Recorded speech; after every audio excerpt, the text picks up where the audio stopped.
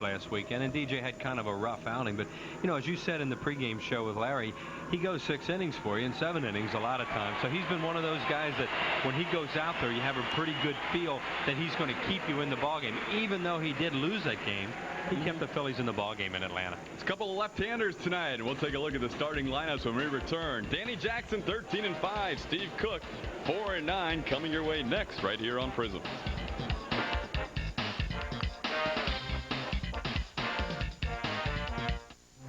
Time, it seems, has a short attention span. Your shoes wear out before you've broken them in. Your favorite restaurant changes themes as soon as you learn to like sushi. But the new Jetta, like all 94 Volkswagen cars, has the longest limited powertrain warranty of any car maker. You can count on it for 10 years. And as you probably noticed, a lot can happen in 10 years.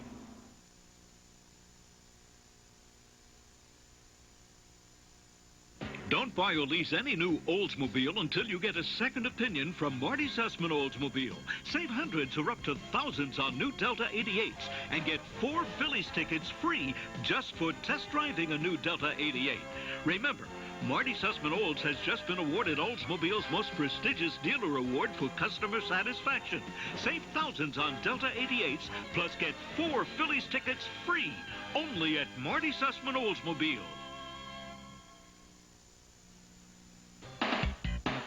Tonight's Prism exclusive, the Phillies and the Pittsburgh Pirates, is brought to you by Budweiser, Beechwood Age for that crisp, clean, classic taste. By your local Sherwin-Williams paint stores. The pros know, ask Sherwin-Williams, an official sponsor of Major League Baseball. By Bell Atlantic Yellow Pages. The Yellow Pages 9 out of 10 people use the genuine Bell Atlantic Yellow Pages. By Coca-Cola, always a hit, always a Coca-Cola. By Mellon PSFS, the official bank of the Phillies. By the Pennsylvania State Lottery. Lottery proceeds benefit older Pennsylvanians.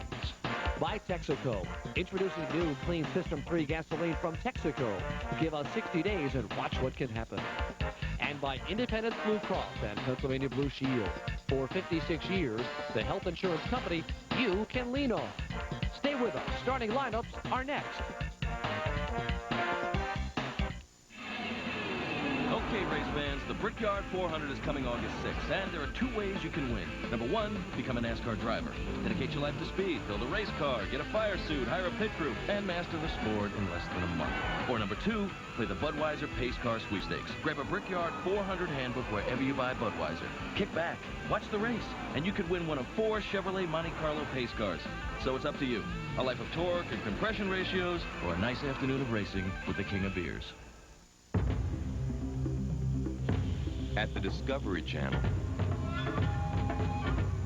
we go to extraordinary lengths to tell extraordinary stories. Stories that take you off the beaten path. So if we see it, you see it. The Discovery Channel. Explore your world. Watch the battling Phillies try to throw a wrench into the new red machine. Tuesday, August 16th and Wednesday, August 17th at 7:35. Then get your special Pride of the Phillies poster. Thursday, August 18th at 1:05 in the final Mellon PSFS Business Person Special of the Year. Sanders, Larkin, Gas, big names, big free poster. Good times at the vet. Come enjoy. Call 463-1000. Welcome back to the Vet. The 2 teams with almost identical records playing for the second time in this 3-game series. And let's take a look at the starting lineups. First of all, for the Pirates, brought to you by Sherwin-Williams. Carlos Garcia leads off. He's the second baseman. Jay Bell at shortstop bats second. Orlando Merced at first base bats third. Lloyd McClendon had that big pinch hit home run last night, plays in right field in the cleanup spot. Jeff King at third base. Andy Van Slyke is in center. Steve Pequise gets a start in left field. Don Flood is the catcher. And on the mound, left-hander Steve Cook. Defensively for the Phillies tonight, Tony Longmire scheduled to start the game in left field tonight. Came up with a sore leg, so Pete Cavilla out there with a sore knee. Lenny Dykstra in center field and Billy Hatcher in right. Kim Batiste, Kevin Stocker, Randy Reddy, the second baseman, and Ricky Jordan with a little bit of a sore hip at first base. Todd Pratt behind the plate, and on the mound for the Phillies, Danny Jackson. Danny Jackson on the year already with 13 wins. He's 13-5, an ERA of 3.42. First time he's won 13 games since 1988 when he won 23 as a member of the Cincinnati Reds. Went 23-8, tied for the league lead in wins. And DJ has been Mr. Consistency. All 23 of his starts, he's gone at least 6 innings. Hasn't had a complete game in a couple of months. His last complete game came against these Pirates on May the 13th. And the Pirates have only faced him just that one time this year, so he has had success in his one start against Pittsburgh so far. As we mentioned earlier, the Pirates have been rumored to be up for sale several times before in their past, as we look at skipper Jimmy Leland there on the Pirates bench. And today it was announced that they are up for sale. The board of directors voted to put them up for sale, and they have asked the city of Pittsburgh to find 6 months, or given the city of Pittsburgh 6 months to find a local buyer. So we'll see what happens. They had to borrow money from city council to meet their payroll and some of their other operating expenses a few weeks ago. So the Pirates are one of those small market teams that has a lot of problems. If you have some extra millions lying around, you can purchase a small market team right now. The San Diego Padres are also on the blocks, as are the Pirates. And unlike, say, the Baltimore Orioles, which is pointed out many times as a team, well, they sold for so much money. Well, they were an unusual situation in that they were at Camden Yards, which is a gold mine. The Padres and the Pirates are not gold mines. Carlos Garcia takes the first pitch outside, 1-0. I would find it difficult to imagine buying a team right now with the state of flux the game is in, not knowing if revenue sharing is coming, not knowing if and when there will be a strike and how long it would last. True. Yeah, well, it would be very unlikely, you're right, Todd, that you would see any movement made on a sale of any franchise at this point until the people who buy the team know what economic system they're going to operate under. There's Carlos Garcia, who, as you can see, has hit well against the Phils this year and fouls that one back to make the count 1-2. Garcia got the game off to a good start for the Pirates last night with a base hit, stolen base, and a couple of ground outs, and gave them a 1-0 lead, and they wound up winning by 1 run. Bobby Munoz pitched outstanding baseball for 7 2/3 innings, but had trouble with that final out in the 8th.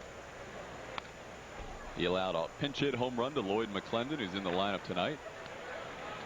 Then a double to Carlos Garcia and a single by that guy to make it 3-1. Phillies tried to rally in the 9th, but fell 1 run short as they lost the opening game to the Buccos 3-2. First win for the Pirates here at the Vet in their last 7 tries. Changeup is fouled away, and Jackson stays ahead of Garcia, who's wasting some 2-strike pitches. See, Jackson has started out pitching away. Danny is a guy who has been able to adjust all year. There are certain games where he thinks hitters are looking away, and he'll start coming inside. So we'll see what kind of a night this will be for him. Saw the league leaders there. Kenny Hill winning his 15th last night. The major league leader David Cone won his 16th last night, tying him with the Yanks' Jimmy Key. I think he came in a little bit then. Off the auxiliary scoreboard. That's a guy swinging fastball who got a slider, and Garcia got way out in front of it. It's hard for a right-handed batter to hit that scoreboard. Doesn't happen very often. No, that's usually untouched territory. That's out front.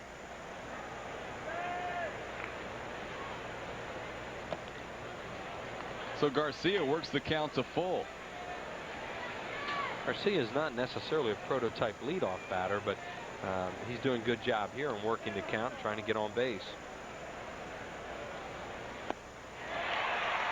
Swings at ball 4 on a slider, and he goes down swinging for the first strikeout, the first out of the ball game.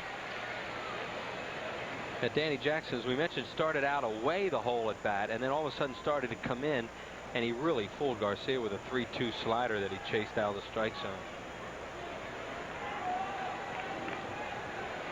1 out, nobody on. That'll bring up Jay Bell, batting .267, leading the team in runs scored with 63. A little bit low, 1-0.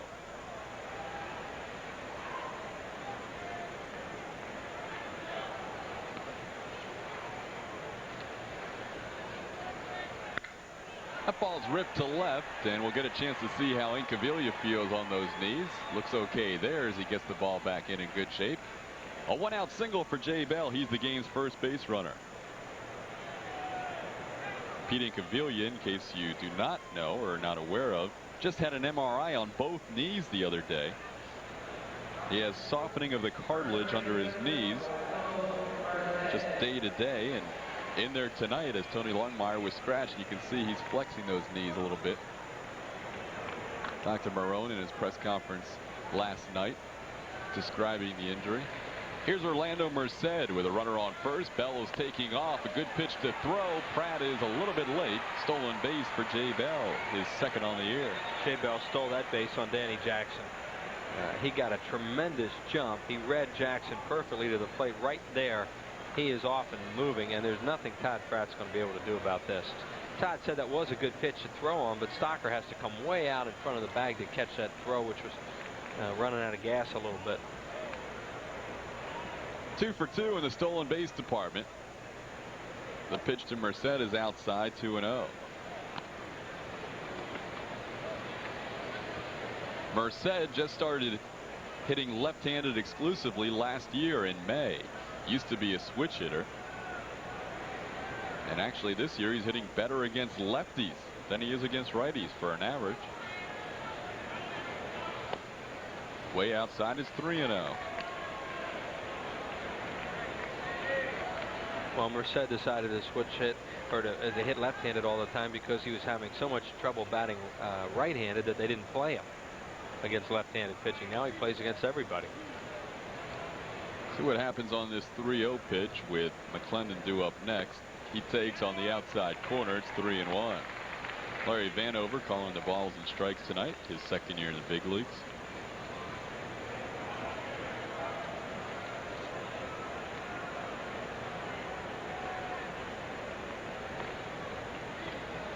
Three and 1 to count to Merced. Runner on second and one away.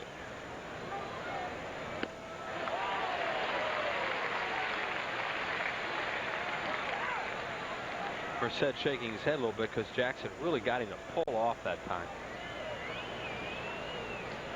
Sutter being down to the count 3-0.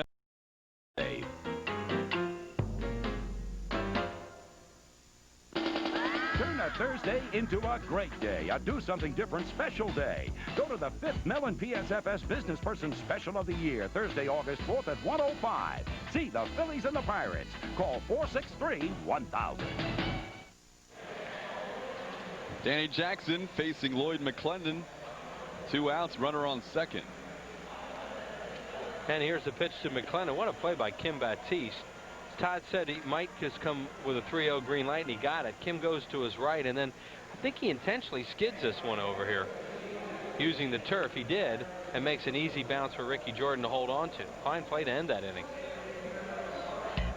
Sherwin-Williams starting lineups for Jim Fragosi's Philadelphia Phillies. Len Dykstra in center, Kevin Stocker at short, Ricky Jordan at first, Pete Cavilla in the cleanup spot, Randy Reddy, followed by Todd Pratt, Billy Hatcher, Kim Baptiste, and Danny Jackson. Defensively, Steve Pegues in left field, Andy Van Slyke in center, Lloyd McClendon in right, Jeff King, Jay Bell, Carlos Garcia, Orlando Merced around the infield. The veteran Don Slaught behind the plate, a guy the Phillies have had trouble with over the years. Big left-hander Steve Cook. Steve Cook facing Len Dykstra to lead things off in the bottom of the first and takes a pitch outside, 1-0. Cook on the year, 4-9. He's seen that ERA skyrocket in his last 2 starts. He's only lasted 2 innings and no innings, allowing 11 straight runners to reach base heading into tonight's play. And he's 1-1 on Dykstra. In the games that he's been so successful against the Phillies, he has a big overhand curveball that he gets over. Throws a lot of changeups to right-handed batters. Does not throw very hard. Changeup might be his best pitch. Inside, it's 2-1. Cook lasted 2 innings plus against the Astros 2 starts ago. Allowed 7 earned runs in an 11-0 loss. In his last start against Chicago, threw just 12 pitches, did not record an out. 5-run score. There's that big hook. You can see it out of his hand, and Lenny Dykstra jumped at it a little bit. 2-1, so probably thinking fastball. And he can be tough on left-handed batters when he gets that curveball over, and that's why he's been so effective against the Phillies in a number of starts.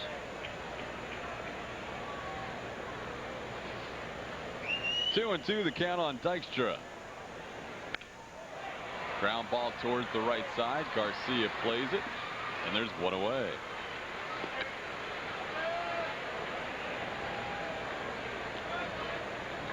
That's comforting for Steve Cook, who had not seen an out on the board in a while.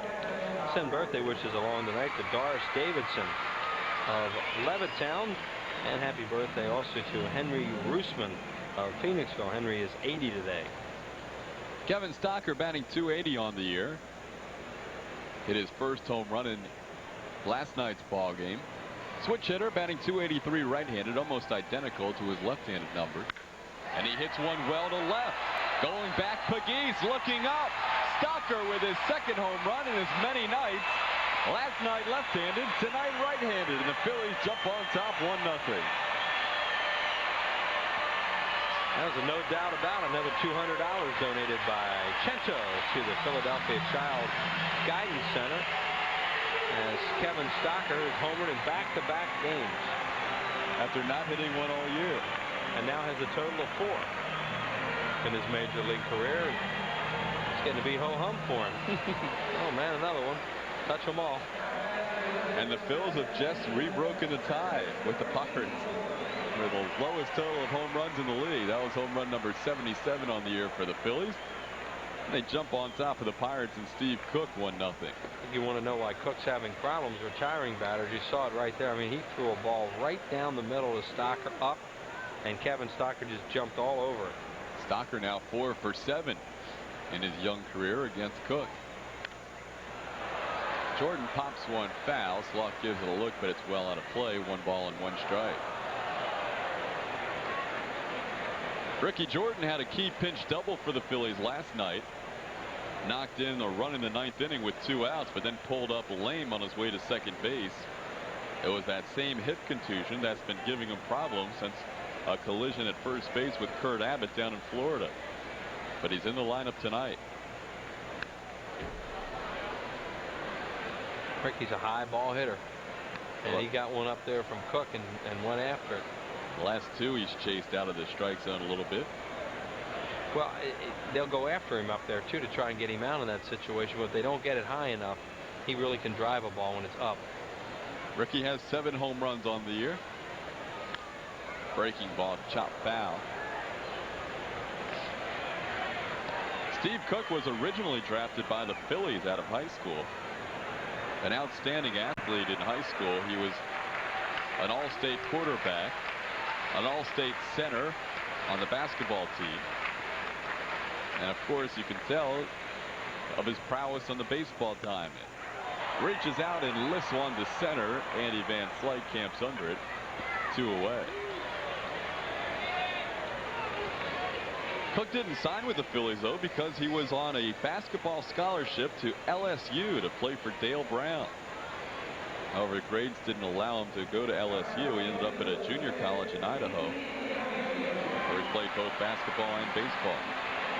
The Pirates, at times, really think he's coming along as a guy that they can be able to put in the rotation for a while, and then he regresses as he has lately. Incaviglia no longer in the crouch. Takes one outside, 1-0. Dr. Marone was speaking last night, saying the crouch may have exacerbated the situation with the knees for Inky, and now he's standing more straight up. Made it worse, huh? Yeah. Thanks, Will. There's Ray Miller. Oh, I get into them a lot of times. 2-0 pitch. Called strike. It's 2-1. Happy birthday tonight to Emilio Gracia, age 68, from South Philadelphia. Ran into some members of his family getting here to the ballpark this afternoon. Wanted to wish him a happy birthday. So happy birthday to you, Mr. Gracia. Inside, 3-1. Phils lead 1-0 on a Kevin Stocker home run. His second of the year. His second in the last 24 hours. And that was a bolt he just hit. That was a hard hit ball up the middle. And watching Incaviglia round first and run down to the bag, he looks like he's okay. 2-out base hit for Inky.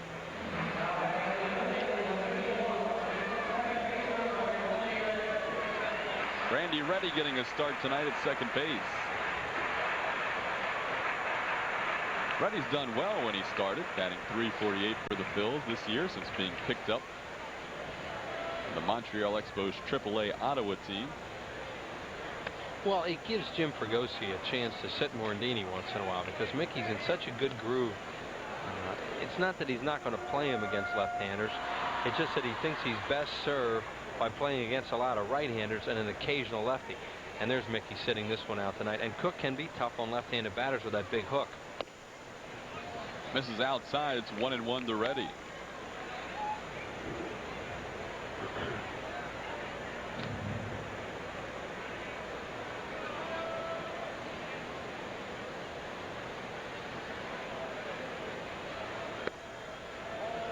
Two balls and a strike.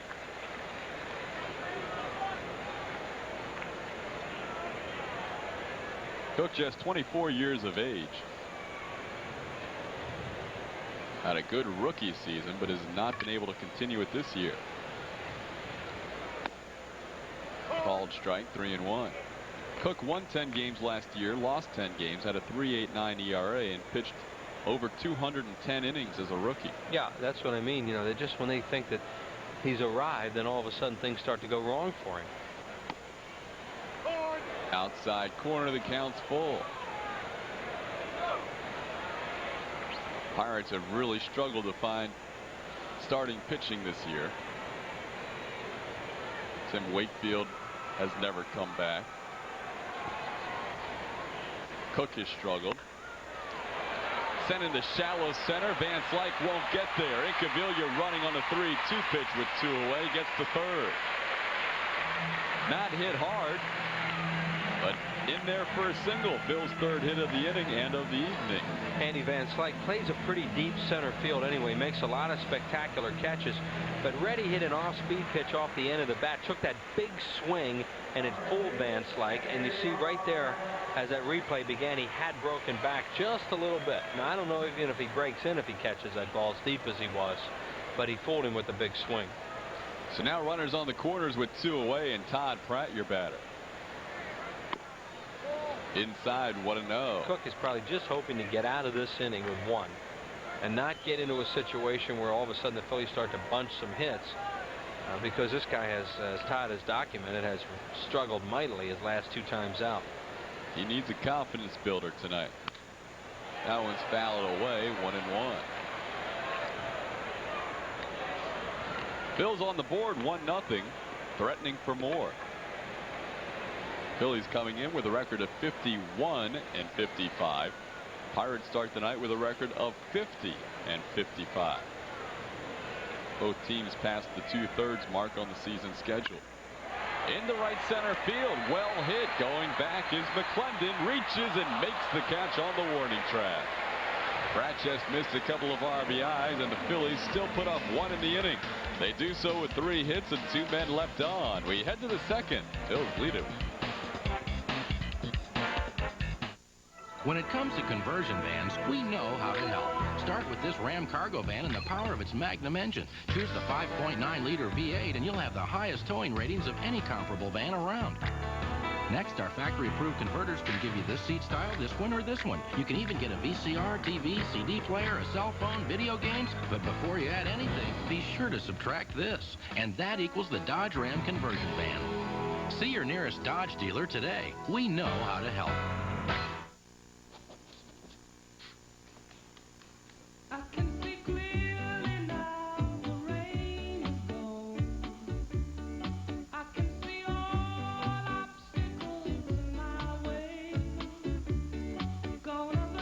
Presenting the RCA 52-inch projection screen home theater. It's bigger and brighter than almost anything out there. RCA home theater products available at all American appliance stores throughout Pennsylvania, New Jersey, and Delaware. I'm afraid if I dig any deeper, no one's gonna like what I find. From the makers of The Hunt for Red October and Patriot Games. We have directly challenged the sovereign power of the United States. Based on the #1 bestseller. You see everything in black and white. Not black and white, right or wrong. Paramount Pictures presents Harrison Ford in the summer's most explosive thriller, Clear and Present Danger. Rated PG-13. Now playing. Good play by Lloyd McClendon playing right field. And had a high curveball. Todd Pratt just out front a little bit, so he didn't really drive it the way he wanted to, and it stayed in the air a long time. McClendon, who does a good job for these Pirates, runs it down. And with Kevin Stocker's home run in the first inning, that gives us a chance to remind you that Cento Italian Food Products is rooting for the Phillies this season. For every Phillies homer, Cento will donate $200 to the Philadelphia Child Guidance Center. Cento offers more than 100 fine Italian food products, and there is that blast by Stocker, Todd, in the first inning. There's the donation from Kevin Stocker. 1-0 ball game. We head to the second. Jeff King takes a high strike, 0-1. It is King, Andy Van Slyke, and Steve Pegues, the 5, 6, and 7 hitters in the Bucco lineup. Swing. That was a good changeup by Danny Jackson. He's thrown a number of them tonight, and that's a pitch that he's worked long and hard on this year trying to come up with. And he and Johnny Padres have spent a lot of hours with that pitch. 0-2 pitch misses. It's 1 ball and 2 strikes.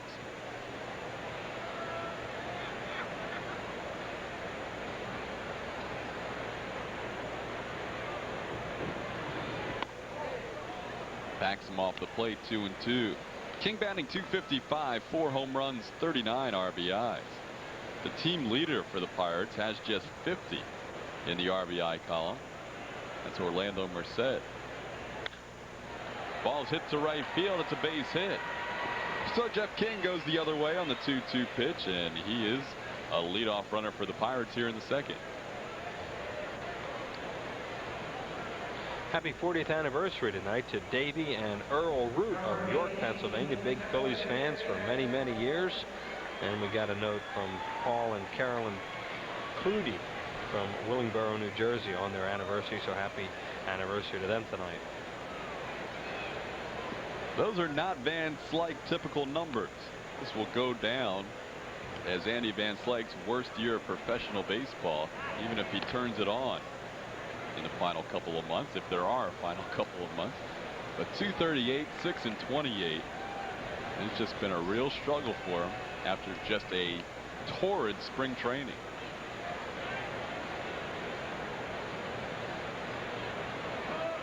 Time was called. The Pirates had Jeff King on the move. And whoops. Wipe it.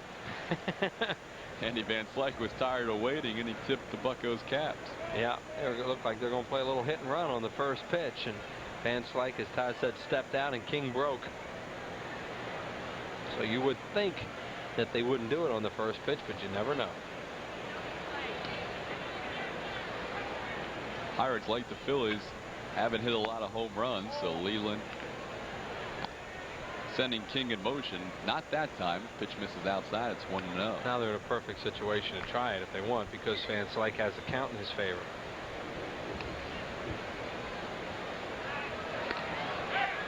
Close play as Jackson with a quick flip.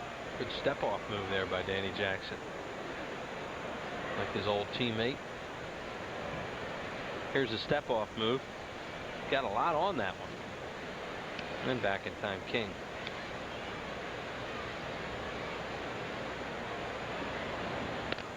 King solved the move rather easily that time.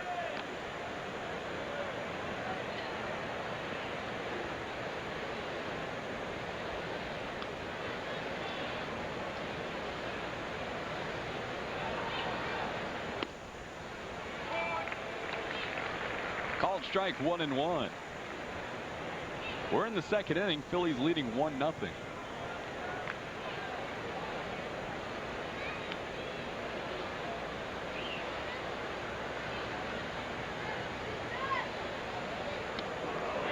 Gets away from Pratt. Van Slyke thought it hit him.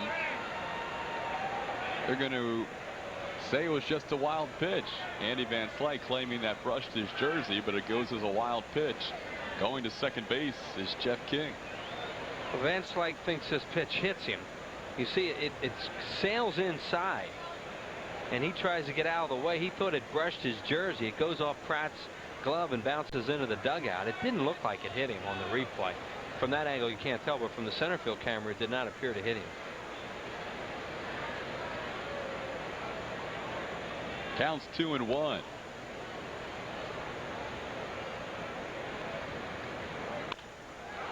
Van Slyke to short. They're going to get King at third. Batiste applies the tag.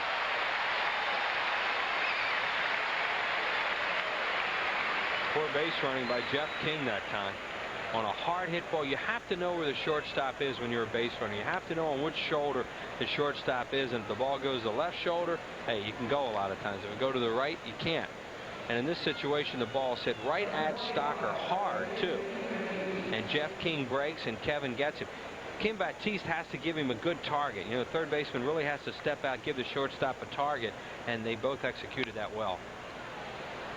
Steve Pegues fouling went off. Pegues in his first month in the major leagues came up with Cincinnati the first week of July, was released and picked up by the Pirates. Released when the Pirates sent Brian Hunter to the Reds and they needed a roster spot for him. Hit well to left, coming on in. Cavilla makes the basket catch below his knees. 2 away. That ball hung up a little bit longer than Pegues hoped, and he was retired. Well, we haven't seen Pegues before, and he nails this thing. Incaviglia got a very good jump on this ball. He comes on and takes it right at those sore knees. Getting tested early out there. 2 outs, 1 on, and Don Slott the batter.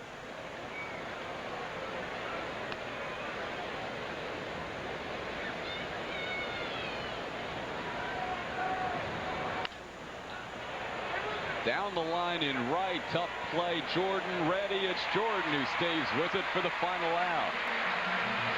No runs, a hit, 1 man left. Phil's still lead after an inning and a half. It's 1-0.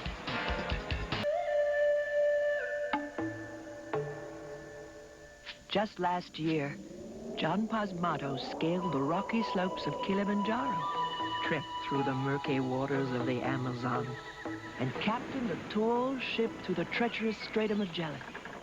Mellon PSFS employees are giving their time to help people embark on some of the greatest adventures of their lives.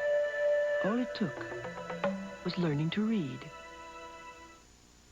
This is KAPZ News. We just arrived. Could you tell us what happened? I noticed its spaceship-like design. I was strangely attracted to it. I said, Vern, that is not the pizza. Introducing the Pizza Hut Bowlie. Pizza toppings, cheese, and sauce in a mysteriously tasty crust. Now 1 Bowlie is $4.99. Bowlie, it's out of this world. I believe it was brought here as a sign of peace. Oh.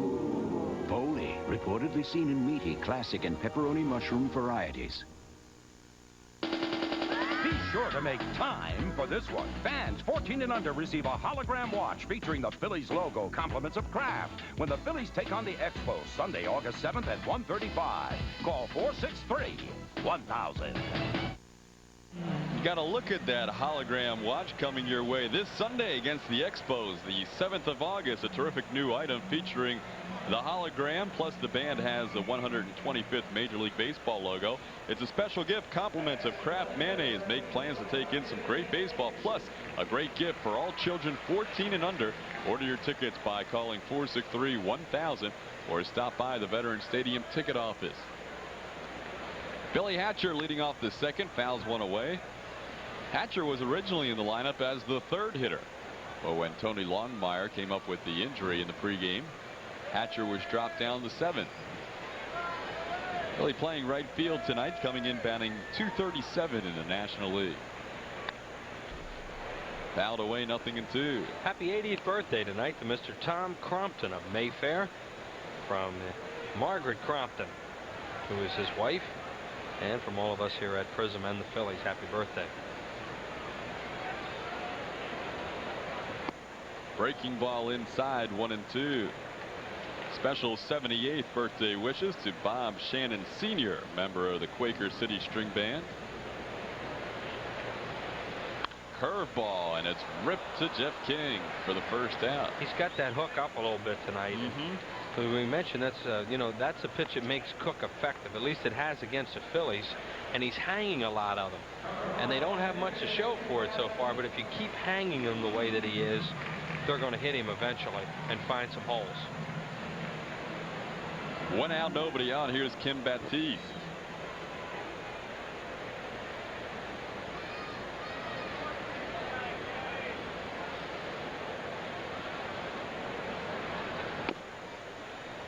strike, 0-1. Also birthday wishes to Frank Eddie Wolf, former Phillies scout, recovering from a triple bypass operation. He is 77 years old today.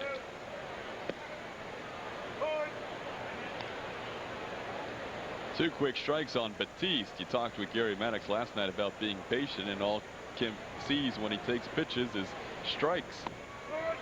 Took all three. First strikeout for Cook. Batiste disagreed with Larry Vanover on that call.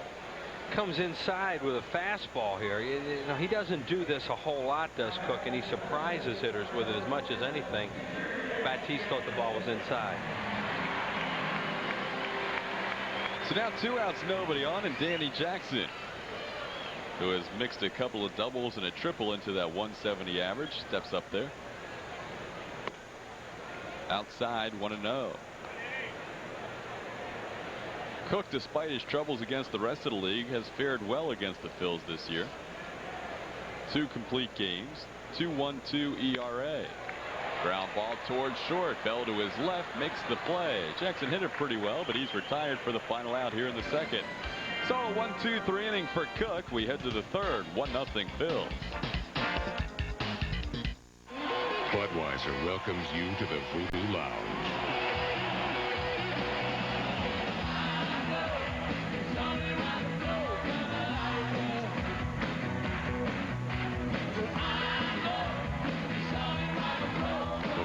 Stones Voodoo Lounge Tour live.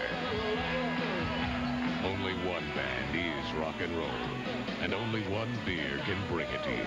Budweiser, king of beers. For cars designed to perform better with higher octane gasoline, Texaco now gives you new Clean System 3 Power Plus and Power Premium, both with an advanced system of engine cleaning designed to work overtime. For the highest performance, lower emissions, and improved mileage. Changing what gasoline can do. New Clean System 3 Power Plus and Power Premium from Texaco. Give us 60 days and watch what can happen. At the Discovery Channel, we go to extraordinary lengths to tell extraordinary stories. So if we see it, you see it. The Discovery Channel. Explore your world. Get a limited edition Steve Carlton commemorative print Saturday, August 6th, when the Phillies honor lefty before the Expos game at 8:05. The Montreal series starts Friday, August 5th at 7:35 and ends Sunday, August 7th at 1:35, when all fans 14 and under get a free hologram watch. Then, the Phillies try to take a big bite out of the Big Apple Mets in a 4-game set, Monday through Thursday, August 8th through the 11th, all at 7:35. Call 463-1000. Well, if you've been thinking about joining us at Phillies Dream Week in Clearwater, you can call right now to get details on how you can take the field alongside guys like Boa, Cash, Lazinski, Tekulve, Wise, and many, many more. A magical week of baseball fun in Clearwater, Florida. Call 215-938-1200. You can call that number right now, 938-1200. And we'd like to tell you to act now, because the first week is sold out, and that second week is filling up rapidly. Hope to see you next week at Dream Week. What a great time that is. Steve Cook, who's a left-handed pitcher, bats right-handed, carries a .211 average to the plate. Takes Danny Jackson's first pitch outside, ball 1. DJ so far has allowed a couple of hits, struck out 2, and has not walked a batter. Phils lead 1-0. Swing and a miss with that fastball, 1-1. Happy 53rd anniversary to Kate and Lou Morgan, who are watching tonight's ball game. Late swing at that pitch is a ball and 2 strikes. Phils lead on Kevin Stocker's second home run in as many games, and second home run on the year. See Steve Cook with that .211 batting average, 8 hits and 39 at bats, and he's choking up a little bit, trying to get himself a little bat control. In fact, he's choking up a lot of bit right there. Still a late swing as he goes down for Jackson's third strikeout. 1 out and back to the top of the order for Carlos Garcia.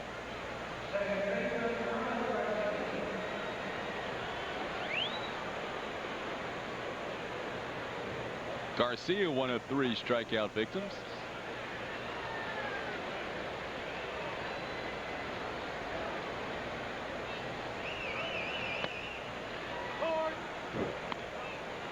Outside corner, 0-1.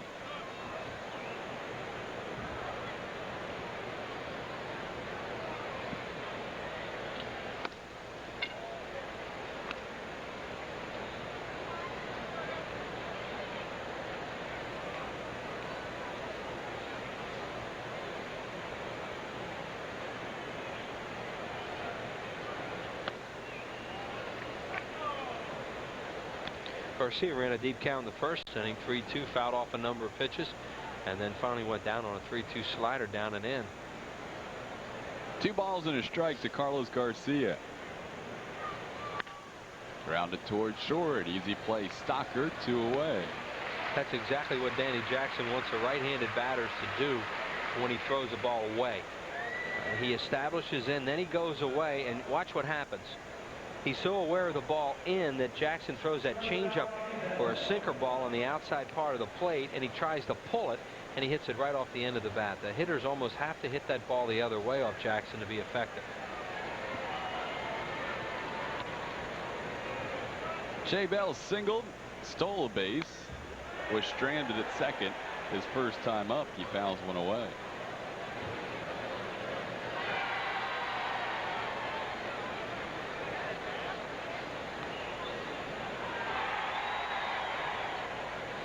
Kevin Stocker, who has found a resurgence in his power game the last couple of nights, similar to the spring training power shown by the unlikely Mickey Morandini, who was hitting balls all over the place in spring training out of the yard.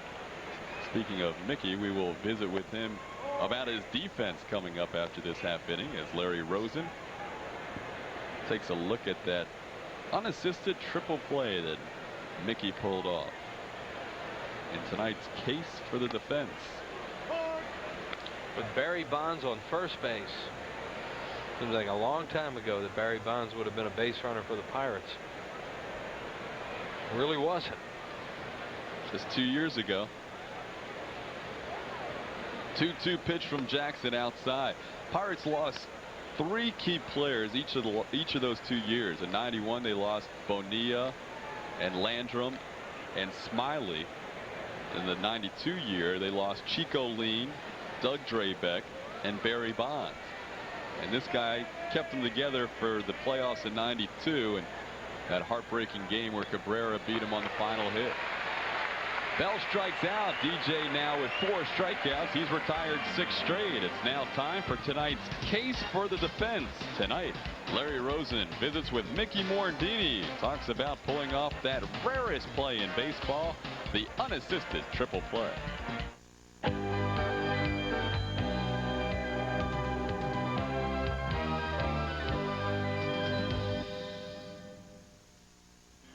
Mickey Morandini makes a case for the defense every day, learning second base as a professional and establishing himself as one of the surest-handed infielders in baseball. But the best case ever made has landed his jersey in Cooperstown. On a late September day 1992 in Pittsburgh, Morandini became just the second baseman ever to turn the rarest of all defensive feats, the unassisted triple play. Mickey remembers ordinary effort at an extraordinary moment, making history. Yeah, I think it's still nonchalant. I really haven't thought about it that much recently. You know, like I said, I take a lot of pride in my defense, and to turn a triple play like I did and have so many few people do it, you know, it's something that I'm really proud of, and it's somewhere I was just in the right place at the right time. It really wasn't that hard of a play, but yet I was in the right place at the right time. I think after my baseball career is when I'm going to sit back and maybe take a stroll to the Hall of Fame and see my jersey up, and then realize just how few people have done it. Phillies lead 1-0 as we head to the bottom half of the 3rd inning. Travel arranged through U.S. Air with daily nonstop service to Los Angeles, San Francisco, and Phoenix. To the West Coast, U.S. Air begins with you. Bottom of the 3rd inning, Phillies lead 1-0 on Kevin Stocker's solo home run. Back to the top of the order to start this inning at Lenny Dykstra.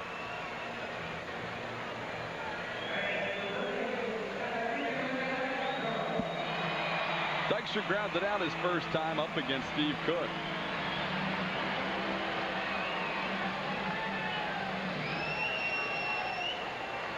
The Lenny Dykstra fans out in the outfield in the 600 level.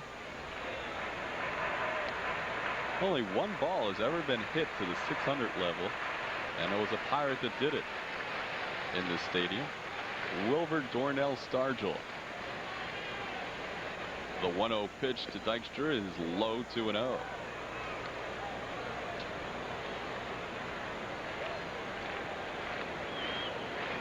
The S for Stargell.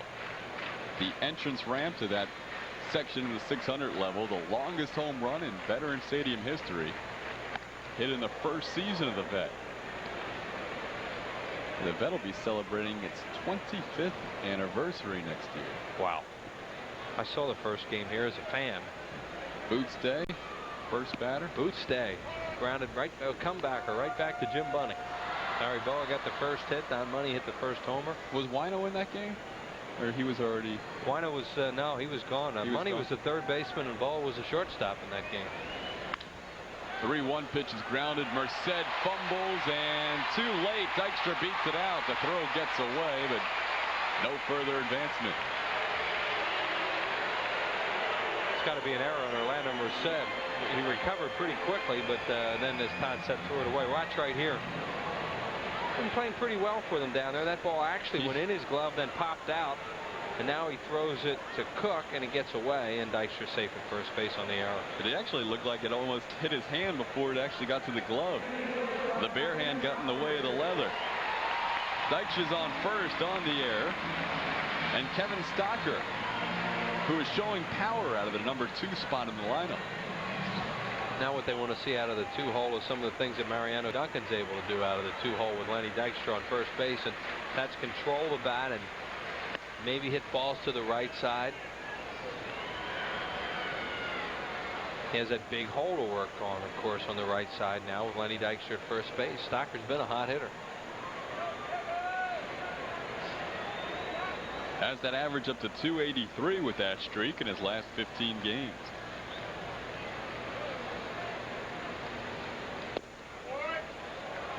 Cook has fallen behind the first 2 hitters in this inning. Talked about the Pirates being put up for sale today, and mentioned earlier that the Padres are for sale. It brings up that issue that seems to be so prevalent now of whether small market teams can compete in the National or American leagues with the larger market teams. A trio of higher priced Pirates leaving the team in 91 and 92. The Expos are trying to prove the system different, but they've just been doing it with unbelievable products out of their farm system. Cook goes to first. Dykstra gets back. Cook thinking possibly hit and run in this situation, that the Phillies might try that. They have the count in their favor. They have a guy who can handle the bat in Stocker and a good base runner in Lenny. And you see his numbers as far as stolen bases go, very good percentage. We'll see if the Phils have something on here. Dykstra on the move. Stocker hits it to the right side. Off the glove of Garcia, recovers in time. So the Pirates covering with their pull man. And it ends up paying off as Stocker went the other way, but Garcia stayed home. And that's probably, it's a smart play on the Pirates situation, because they figure if the runner's going on a hit and run in this time, that he's going to try and hit the ball to the right side, and Stocker did hit it to the right side. He just hit it to Garcia, who has a shortstop's arm playing there at second base, and made a strong throw. Runner does move along. Dykstra to second with 1 away, and Ricky Jordan is your batter. Jordan flied to center his first time up.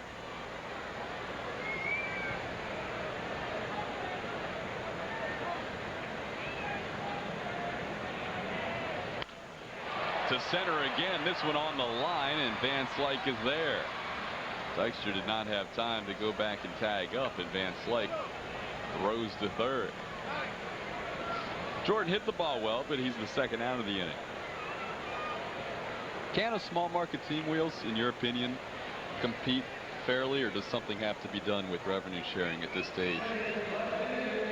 Well, unless you somehow are good enough to develop an unbelievable farm system the way the Montreal Expos did with their scouting. And Cavilla, excuse me, by the way, is going to be intentionally walked here. I think it's very difficult. I think it'll continue to be proved that way. But there's so many factors involved and so many people that don't trust each other as far as this labor situation goes that the number one thing that has to happen eventually in baseball is a partnership between the players and management. And once that happens, and it has to happen at some point, then they're going to be able to do some things because they'll believe each other and trust each other. Until that happens, all this stuff about revenue sharing and salary caps and small markets, Todd, and the thing you're talking about right now, it's very, very difficult. It is. It's almost a moot point. It's very, very difficult to do it because there's so much acrimony between the two sides. That guy's the big reason for that .550 winning percentage. A lot of people thought they wouldn't get there at 92 without Bonilla and Landrum, who at the time was their closer, and Smiley, who was traded away, but he got them within an out of reaching the World Series. And Leland doesn't like to hear a whole lot of talk about, well, I lost this guy, I lost that guy. Right. I mean, he basically says, all right, I don't have him anymore, so we'll move on and try to compete. First and second for the Phillies, 2 outs. Dykstra on the move, grounded towards the left side. Bell in and makes the play on the run. So an error kept the inning alive a little longer, but Cook still retires the Phillies without a run scoring. 2 men left on base as we head to the 4th. Budweiser welcomes you to the Voodoo Lounge.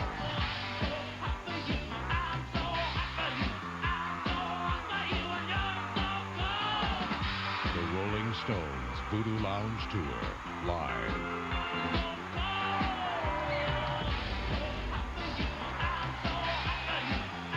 Only one band is rock and roll, and only one beer can bring it to you.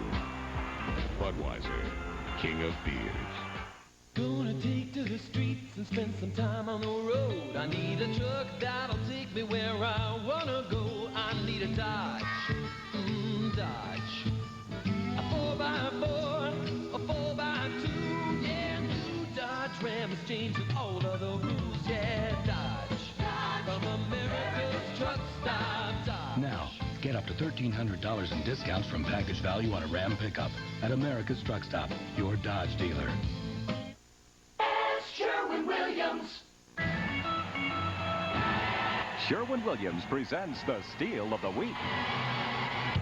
Put a stop to ugly cracks and seams with Sherwin-Williams acrylic latex caulk. Our 10-year warranty caulk is only 99 cents a tube.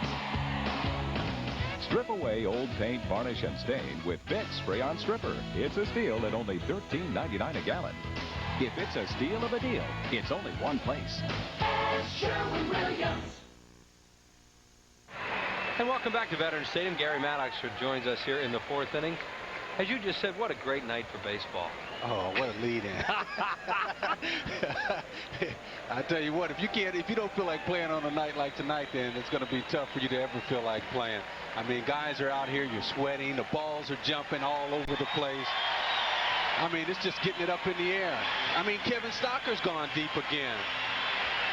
Big roar here at Veterans Stadium as they just have a shot of Steve Carlton on Fanavision. Big left-hander here in the ballpark. There he is. Geez, where's he watching it from? The top of the stadium? It's over there with John Dickinson,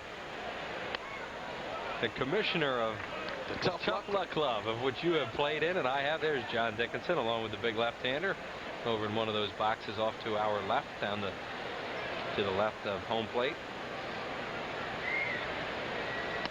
Boy, Lefty, I mean, he's just waving to the crowd now. He's smiling. Yeah, it's a big move. A big move up from earplugs and all that other stuff. That look at him.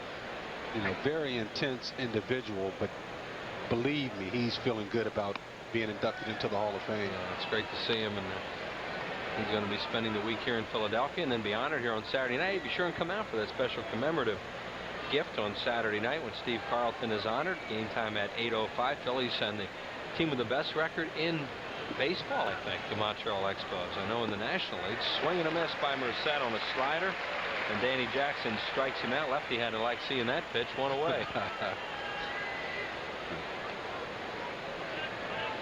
Well, don't forget that Steve Carlton special coming up on the Broad in Pattison, the summer game show. That'll be on August 9th at 10:30. Larry Rosen has a great interview with Steve Carlton. You'll be sure and want to see it that night. It's all right, Sean. We got it done. Sean's looking for the card for that thing. No, I want to see that interview. This is Lloyd McClendon, the hero of last night's ball game. McClendon grounded out on a fine play by Batiste to his right in the first inning. McClendon playing right field tonight. He pinch hit and hit the homer last night. Fouls it away right side out of play. Bobby Munoz didn't make very many bad pitches last night, but he hung a couple sliders and got in trouble. One to McClendon. It's amazing. It really shows how good these National League or professional baseball players are, how good of hitters they are. I mean, one mistake and boom, it's right out of the ballpark. Yeah, a little bit of a hanging curveball.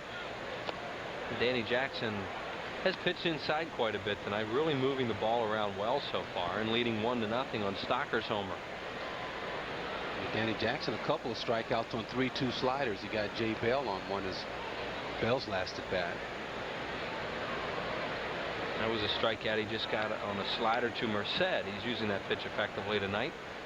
And then he comes inside again. He throws such a heavy ball, and you saw Pratt just miss that one. Darren Dalton's told us a couple of times that Danny Jackson is tough for any pitcher on the staff for him to catch because his ball is so heavy and it moves so much. Right. He says he hates catching them at twilight or in the day games because it's really, the glare makes it tough to pick up the movement as easily as it is at night. So you're right. A lot of movement. And this year, very good location. 2 balls, 2 strikes on McClendon. Hard ground ball to short, backhanded nicely. Stocker, long throw, got him, 2 outs. We just use the term heavy ball. You know, explain to fans what it means when a pitcher throws a heavy ball. Well, I don't know the scientific term, but as a batter, you know, when a guy has a heavy ball, you feel like you don't hit it on the sweet spot of the bat, right on the heart of the bat, it's going to break your bat or you're not going to make good contact. So that's what a heavy ball is. It's the rotation actually, and the angle of the ball that makes it just tough to, to hit it solid. And this guy has one. Definitely. No balls and 1 strike on Jeff King, who grounded a single to right his first time up. One of 2 hits by the Pirates thus far. Pop-up, playable in the infield. Jordan coming down from first. Ricky there puts it away. Strong inning Danny Jackson, 3 up and 3 down. No runs, no hits, no errors. Nobody left on base. 3.5 here at Veterans Stadium. 1-0 Phillies. There's something that can change the way a car performs over time. It's an advanced system of engine cleaning from Texaco. A true breakthrough in every octane grade. For the highest performance, lower emissions, and improved mileage. New Clean System 3 gasoline from Texaco. Give us 60 days and watch what can happen. Don't you have anything to fit me? No offense, Mr. Jones, but you are a little on the small side. I need more choices. Harry, give me those genuine yellow pages. Look, choices. Italian, Greek, Chinese. You want more? Those are restaurants. That's right. You put some meat on those bones and come back and see us. 9 out of 10 use it. Mexican, barbecue. The genuine Val Atlantic yellow pages. How about a smorgasbord? When I get a new 24, I think about how to use it. I think 2. I think 3. I think that dude in the 3rd row needs to chill. I think assist. I think about this man checking me and how he's helping my highlight film. I think left. I think right. I think take it strong to the middle. Can you think of a way to stop me?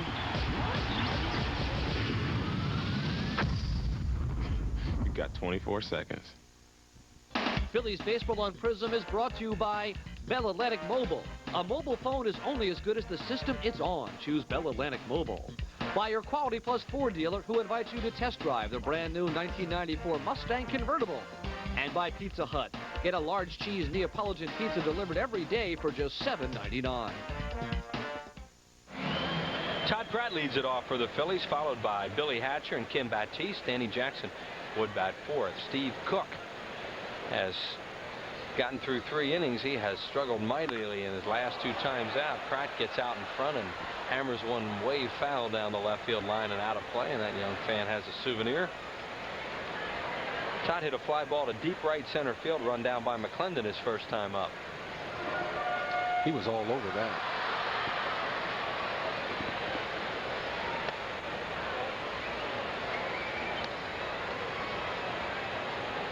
One ball and 1 strike to Todd Pratt. Phillies with a 1-0 lead. They're running the first inning. Kevin Stocker's second home run of the season. Second home run in consecutive ball games. You better watch that. They're going to start expecting it. You better. How does that put him in comparison with Boa? How many home runs Boa hit? Ever 2 in a season? Stocker has 4. And now Larry had a lot more than that. I think Larry had. Did he ever have more than 1 in a season? Oh yeah. Oh yeah. 2? He had at least 2 in a season. Yes. Pop up, playable right side. I'm going to tell him you're ragging on him about his long ball. Here comes McClendon. I'll have to do a little research on that. 15 career homers for Larry Boa, and he hit 4 in 1977. And of those 15, 11 were inside the park. He did have a couple. He had at least 1. He might have had 2. I remember him hitting 1 against Houston down the left field line when the left fielder dove for it and missed it, and it went to the corner. Well, I remember him yelling at those guys, well, how many you got? How many you got? I'll tell you, Billy Hatcher, 1 ball, and I'll tell you a good Larry Boa story on a home run he hit at Wrigley. 1-0 pitch to Hatcher. Grounded up the middle, knocked down nicely by Cook. Can he get him? No, he throws it away into the stands, and Billy Hatcher will wind up on second base, probably be a hit and an error. Yeah, you got to know when to hold them. That was a good effort, but the best play would have been just to hold that ball.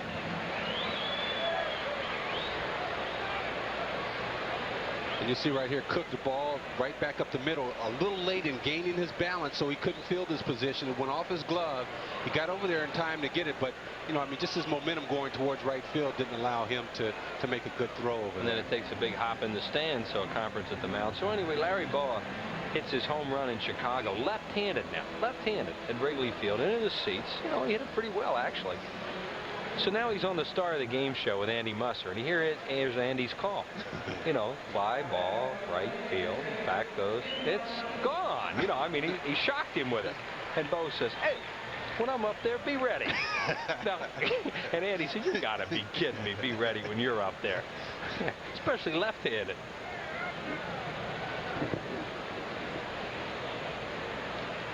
There's a swing and a miss by Batiste on a breaking ball. The last Larry Boa note on homers, 9 seasons with no homers. 9? Yeah. Wow, that's tough to do. Yeah, but this guy had 2,200 hits. Yeah, now that's tough to do. Kim Batiste. We watched him take every pitch, every first pitch for a strike until now. He says, I'm going to get him. If they're throwing me strikes first pitch, I'm going to hit one. And sure enough, it's in the dirt. Throws him a big old slow hook. In the dirt. In the dirt. The last time up, he took 3 pitches and struck out. 3 pitches looking. Last time up, he did not like that last pitch called on. Thought it was a little inside. Hatcher with a good lead off second. Batiste a late swing and a miss. Oh, and do you think this taking has got him a little messed up? Yeah, I don't think he's taking, but I don't think he knows what you're supposed to get out of taking. What you do, you're trying to set the pitcher up. If he throws a strike, well, maybe what does a pitcher throw when it's 0-1? Normally a breaking ball or something like that. You learn from the pitcher, but you have to use that pitch to look for the next pitch. There's Dennis Menke, who's trying to teach him the value of setting up the pitcher. Grounds it foul, third base side. So for the second straight at bat, Kim Batiste finds himself in an 0-2 hole. Second, it might be the 5th. Straight at bat. I've seen him. I know he's been 0-1 in his last 5 at bats going into last night's game. Danny Jackson waits on deck. There's Billy Hatcher at second base on the hit and error. And he was flinching, but Cook made a bad throw. Cook knows if he made a good throw to Garcia there, they might have had him. Yeah, he looked like he had some run in him. That happened to me one time. I got picked off. You're looking in there trying to get the signs for the hitters, and you see Hatcher take a step towards third base. Good throw that could have left the second baseman on the bag. They would have had a shot at him. Tried a backdoor breaking ball there and missed 1 and 2. Phillies with a run on 4 hits and no errors. The Pirates no runs, 2 hits and 2 errors. Thus far, the errors have not been factored in any scoring. Batiste down the line, foul ball out of play. Great catch in the lower stands there by that gentleman who brought his glove. Took it right off the warning track. It's a heck of a catch right here. This boom, that ball was hooking too. A little duck hook. Good catch. And you can talk about that one. Maybe someone even tape it for you. Yeah, he's probably saying, what do you mean? I could play left field here. Batiste fouls away. How can those guys miss those balls in the outfield?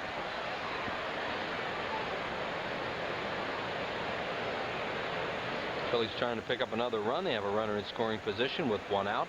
Game number 2 of this 3-game series. Business person special here tomorrow afternoon at 1:05. Curt Schilling will pitch for the Phillies. Schill's 3rd start since coming off the disabled list. He's pitched real well his first 2 times out. Tried to come back in there with that fastball he got him on last time. This time it's inside, 2-2.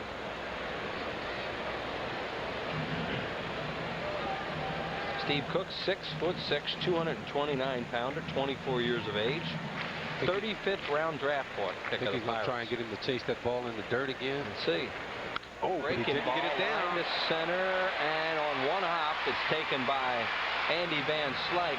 Hatcher was kind of caught in between then and went 1 base at a time, so the Phillies have runners at the corners and 1 out. Really, when you're on second base, you have to know where the outfielders are playing. When you're on any base, as a matter of fact. But that ball's hit right in the direction of Van Slyke and where he's playing, so it made it difficult for Hatcher. You know, it hung up. See, there's a breaking ball. He needed to get that pitch down. Tim Batiste waits nice, keeps the bat back, and then fluffs it into center field, and you'll see Van Slyke just not able to get there. Now, sometimes you bunt in this situation with 1 out, but with Dykstra on deck, who has not swung the bat real well against Cook, he might let Danny Jackson swing away here. Jackson hit a hard ground ball his last time up. You don't think he's bunting? I don't think so. We'll see. Breaking ball, misses high, ball 1. At least on the first pitch, he showed no signs. Takes a look down at Larry Bowa to see if they want him to bunt. All right, you may have Danny Jackson hitting, but if he hits the same ball he hit last time, the inning's over. Double play. Regardless of how hard he hit it. Yeah, I think that, you know, Whitey, we kid about it all the time with Whitey because he thinks you should never bunt, but you should bunt once sometimes in this situation. Other times you don't bunt. Right. I don't think it's necessarily a bunting situation. No, not here. Not with a left-handed pitcher necessarily early in the count, and a left-handed hitter on deck who has not handled this pitcher particularly well. Right-handed pitcher out there, Lenny on deck, hits the guy. I think you bunt in this situation. There you see the Pirates defense playing a double play depth. I don't think it makes a difference what arm he throws with. The key in that is if Dykstra's high. Okay. If Dykstra's high, it doesn't matter what arm he throws with. Danny Jackson gets jammed and fouls it down the third baseline. The ball hopping around down there, and the count is 1-2 on Jackson. With those 7 runs batted in, leading off Phil's pitchers. Steve Cook looking for a strikeout here.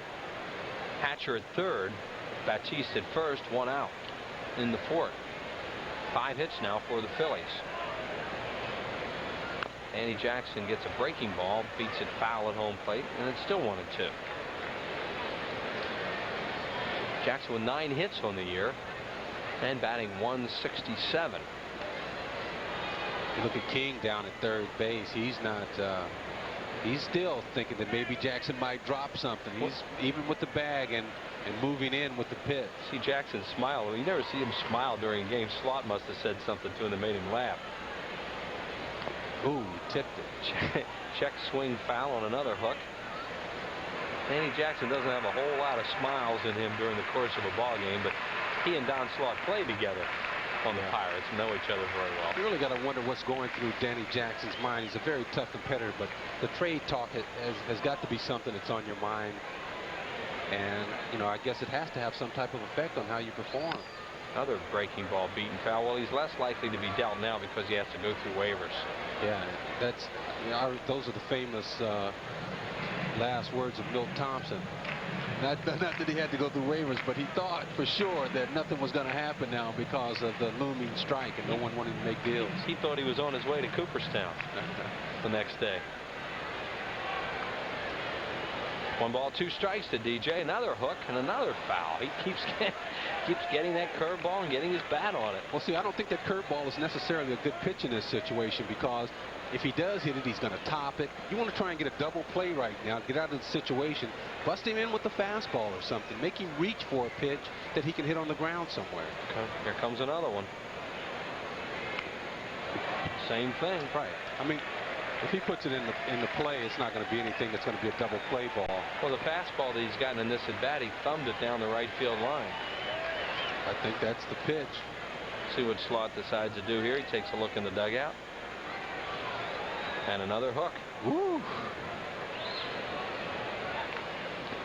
And they finally got him with it.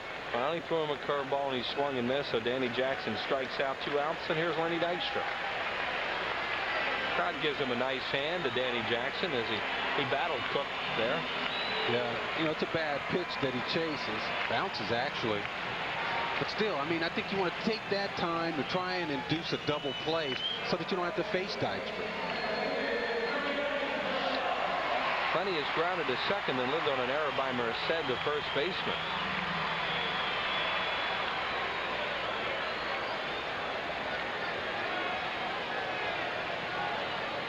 Lenny normally, when he starts to swing the bat well, will take left-handers and hit them the other way. And there's a curveball over for a strike call. Van Slyke is playing to pull a little bit in the outfield, and they have the left fielder Pagis well off the line. Well, this is the ideal time to work on that steal of home, that double steal that you work on in spring training all the time, where the guy on first base watches the runner on third. The runner on third breaks, and the pitcher looking at first base goes after the first base runner. You walk home if it's executed correctly. Strike called on the outside corner with a fastball. Hatcher and Batiste, the base runners. That's a play you use when the pitcher is one that's struggling or inexperienced. I think Cook would be a good guy to try that on. And normally you try to do it with a left-hander. Yeah, definitely, because he's seeing the runner at first base. And what he doesn't see is a runner at third who quietly breaks from third, and when the runner on first sees that, then he kind of slips. Who'd you play with that liked that play so much? Smitty loved it. Oh, Smitty loved it. Oh, he used to beg for them to let him do it. Beg. 1 ball, 2 strikes as Batiste leads off first. And then he takes a long look at that breaking ball, and it's 2-2.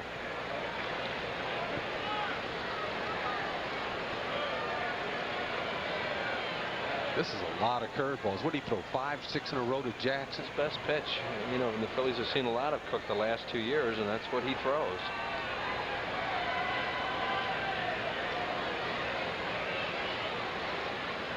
There's another one, and he missed with it.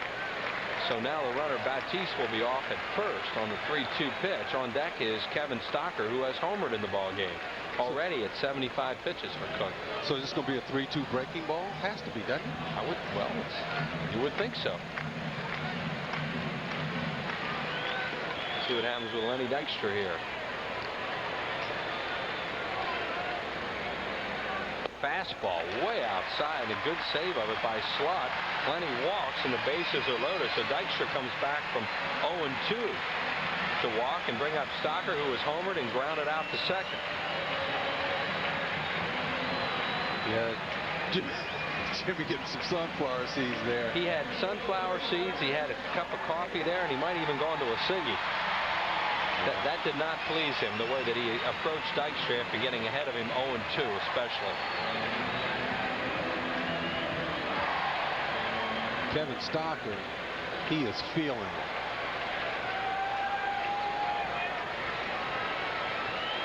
I mean, he hit his home run, and then on a hit and run, he smoked a ball to second base. Gets a curveball over. It wasn't over. 0-1 to Stocker. Paul Wagner, who has been a starter for the Pirates this year, And now back in the bullpen, starts to loosen up. Another curveball and misses. Wow. What do you think he thinks his best pitch is? I think he thinks it's a fastball and he wants to save it and surprise somebody. Now, obviously, the guy throws a lot of breaking ball. Ray Miller, longtime pitching coach for the Pirates, had a brief stint as manager of the Minnesota Twins, also in the Baltimore organization. What a contrast from last night. White, he threw nothing but nothing but strikes the whole evening, ahead of everyone in the count. And Cook just the opposite tonight. Almost hit him with that one. Here are the runners. Hatcher at third, Batiste at second, and Dykstra at first base. 2 outs. 1-0 Phillies in the 4th inning. See, that's not right. You got to challenge somebody at some point. You know, 2-1. Devin Stocker's a hitter. You know, you don't get yourself in the position to be 3-1 on a breaking ball. And that's where he is, 3-1. Now he has to come fastball and take something off of it. Grounded to short. Jay Bell has it, throws to first, and Cook got out of the inning. No runs for the Phillies. 2 hits, 1 error, and they leave them loaded through 4. 1-0.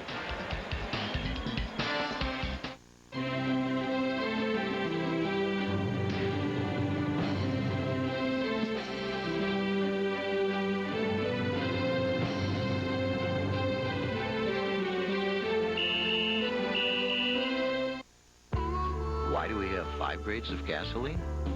Offering only 3 grades would be like selling suits in small, medium, and large. Not everyone would get a good fit. So, if you want to know why we give you all these choices, think about the guy who needs a 41 long, then picture him wearing a 39 short. When you apply for a Sunoco credit card, we'll honor any gasoline credit card. And look what you'll drive home with. A Webster's 3-book reference set. Okay, race fans, the Brickyard 400 is coming August 6th, and there are 2 ways you can win. Number 1, become a NASCAR driver. Dedicate your life to speed, build a race car, get a fire suit, hire a pit crew, and master the sport in less than a month. Or number 2, play the Budweiser Pace Car Sweepstakes. Grab a Brickyard 400 handbook wherever you buy Budweiser. Kick back, watch the race, and you could win one of 4 Chevrolet Monte Carlo pace cars. So it's up to you. A life of torque and compression ratios, or a nice afternoon of racing with the king of beers. The time has finally come for the cordless power roller from Wagner. Now you control the flow of paint, so the Wagner power roller can cut jobs in half. Smoothly and evenly, it can cover areas twice as fast. And cleanup is a snap, so you can finish one job and do another. Get your hands on a real value, because the value of Wagner keeps on rolling. Well, don't forget the special pregame celebration at 7:20 on Saturday night. Steve Carlton night. Game beginning at 8:05. A special night to honor the Hall of Fame inductee. We'll give you a little more on that as Andy Van Slyke takes it low. All fans receive a limited edition Steve Carlton commemorative print. There he is over in the Phillies executive box. A beautiful full-color print commemorating this very special event. Compliments of Rite Aid. Call 463-1000 for your tickets. Or you can come right on down here to the Veterans Stadium and pick them up. Steve Carl tonight, and come out early. The celebration begins at 7:20. He's over there talking to Dave Montgomery. You know they're not talking about baseball. It's a waste of time talking baseball strategy with David. He has no clue. You know, I've spoken with him a number of times. Wow. And the next pitch to Van Slyke misses. 3-1.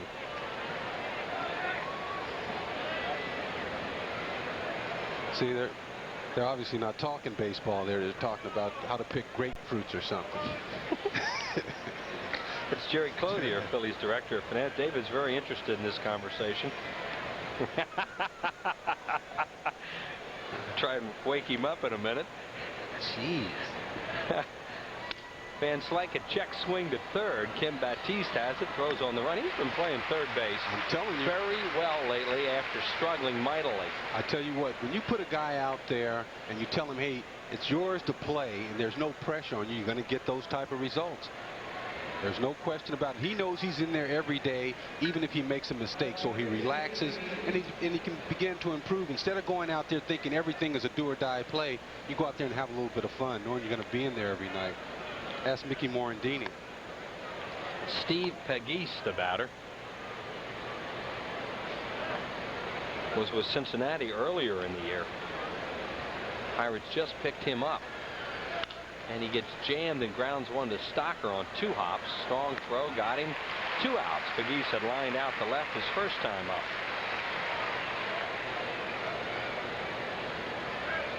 Happy 53rd winning anniversary to Ann and Joe McCann. Does that look like McCann? Huh? Ann and Joe McCann. Happy 53rd anniversary. And here is Don Slott. Sluggo fouls one off into the crowd behind the plate. Gee. Hit somebody? Oh, just missed it, girls. Hey.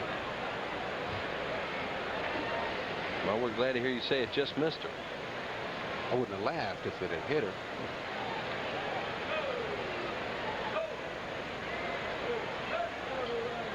Don Slott popped up to Ricky Jordan his first time up. 2 outs, nobody on base in the 5th. Danny Jackson and the Phillies lead the Pirates 1-0. Grounded up the middle. Stocker can't quite get there, and it goes into center field for a base hit. So Don Slott, a 2-out base runner, and that'll bring up the pitcher Cook. Hit number 3 for Pittsburgh. A single by Bell in the first inning, a single by King in the second, and now the single with 2 outs here in the 5th by Don Slott. Steve Cook struck out his first time up. 205 hitter. 179 lifetime coming into the game. Late swing and a miss at a sinker. 0-1.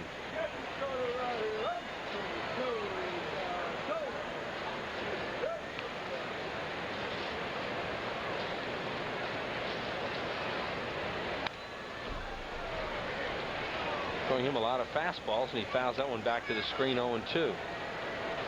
This might be one of those I don't want to speed up his bat syndrome. Or you're going to throw a breaking ball so bad you hope he chases. Right, now that he's ahead in the count. There's Slott leading off first. Something up. Oh, 3 called, says Larry Vanover. Strikeout for Danny Jackson. No runs to hit, no errors. And a man left on base halfway through this one. 1-0 Phils.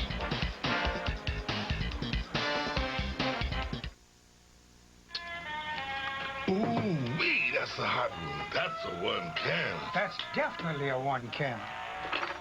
This one's a killer.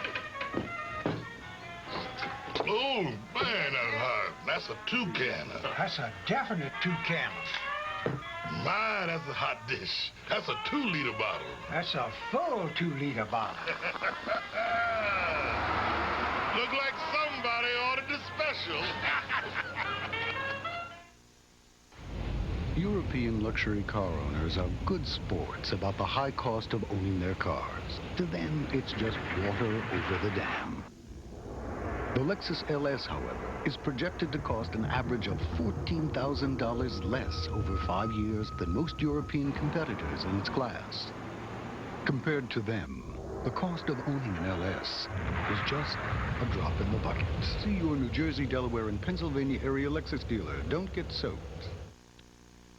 Dear foreign car owners, when it comes to fixing brakes, foreign cars aren't foreign to Midas. That's why we offer same-day brake service and guaranteed brake shoes and pads for as long as you own your car. そして今あなたがお持ちの国産車外車をマイダスへお持ちいただくと Get 25% off guaranteed brake shoes and pads. That's 25% off brake shoes and pads for any car at the Midas International Brake Sale. Vilket språk man än talar, detta är ett erbjudande värt att bromsa för.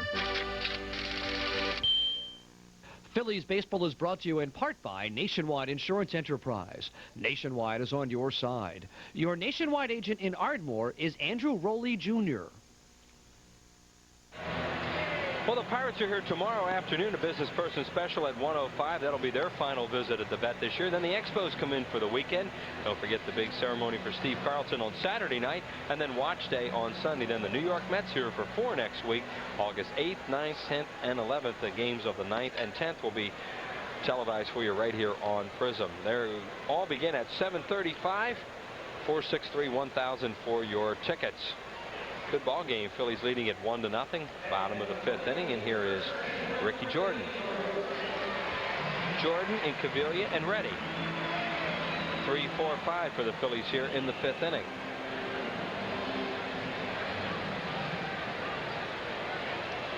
Ricky's fly to center and line to center. He's hit it hard twice tonight. Hit that ball hard last night in pinch hit. Roped a double to left center, then blew his hip out. And Jeff Cooper evidently did another one of his miraculous jobs of getting him ready for the ball game tonight. Phillies giving Kruk the night off against Cook. Ooh. That's hit the deep left field. It is gone. A home run, Ricky Jordan. Knew it, Chris. You could see the location. Boy, as soon as he had contact, the sound, you knew that ball was out of here. He was all over that fastball. Yeah, the only thing was it high enough? And it was. His 8th of the year. And another $200 donated by Cento to the Philadelphia Child Guidance Center on Jordan's homer. 2-0 Phillies. I'll tell you, man, we need a few more of those Centos. We're not hitting them hard enough. Every time there's a home run, they're giving $200.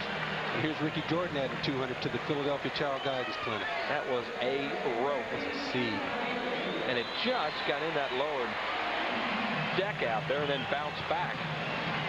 Jim Leland not happy about it. 2-0 Phillies as Cook has given up 2 solo homers tonight, and Pete Incaviglia, the batter, takes a strike called.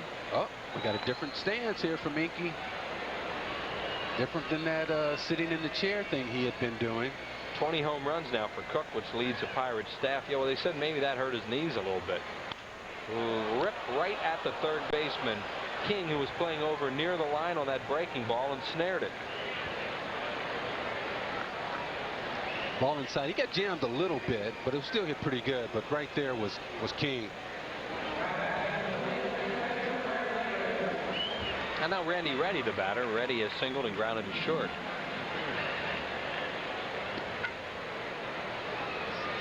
There's Randy Reddy, man. How about him? He was on his way home, on the way to the minor league.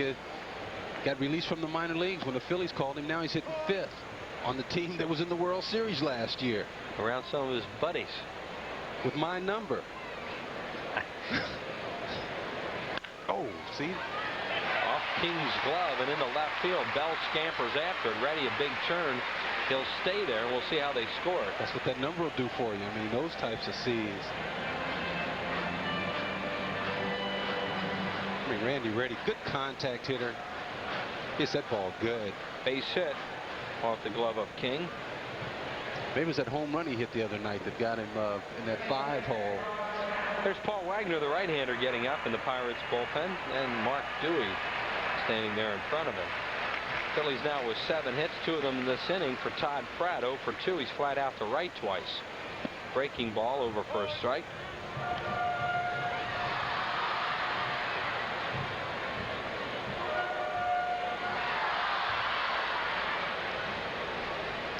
Well, I tell you, I think Todd Pratt's a good hitter. I don't know where his stroke is at this point, but last year, we haven't seen any of the Todd Pratt we saw from last year. He is a good hitter. That's hit hard on one hop to Jay Bell. Now it's a dead double play ball. Hit it right on the nose, but right out to shortstop.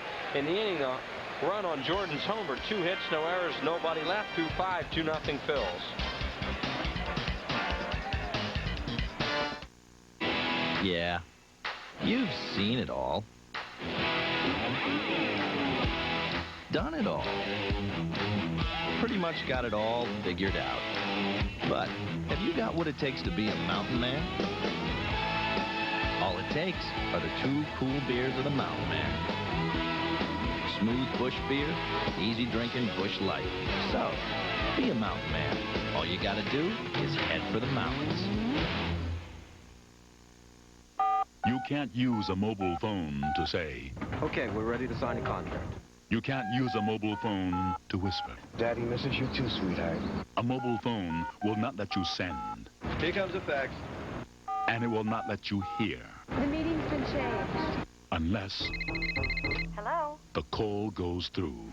A mobile phone is only as good as the system it's on. Choose Bell Atlantic Mobile. This is KAPC News. We just arrived. Could you tell us what happened? I noticed its spaceship-like design. I was strangely attracted to it. I said, Vern, that is not a pizza. Introducing the Pizza Hut Bowlie. Pizza toppings, cheese, and sauce in a mysteriously tasty crust. Now one Bowlie is $4.99. Bowlie, it's out of this world. I believe it was brought here as a sign of peace. Oh. Bowlie, reportedly seen in meaty, classic, and pepperoni mushroom varieties. Tickets are on sale right now for the 6th annual ALS Autograph and Auction Party scheduled for Thursday, August the 25th. Call 463-1000. Admission tickets are $15, include tickets for 2 autograph stations. There's also a silent and live auction. Grab bags, every roll is a winner, and you can purchase a $10 lottery ticket for a chance to get Steve Carlson's autograph.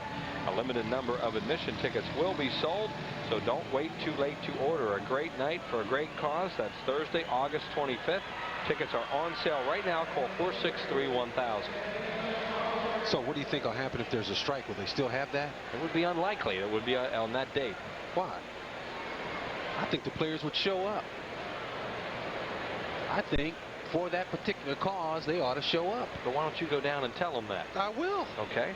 We may I'm sure they would do that as out of the I don't have to tell them. They're going to do it anyway. Garcia rips one to right center field. This will be extra bases for Carlos as he goes into second with his 15th double of the year, leading off the 6th inning. I'm telling you, if Dalton and Dykstra do it, the rest of the team will do it. Hey, you know, Darren, you're tight. There's a shot by Garcia. Darren Dalton's a good man, but I'm not going to stand up here and say he's going to do that. I'm telling you he will. You go talk to him about it.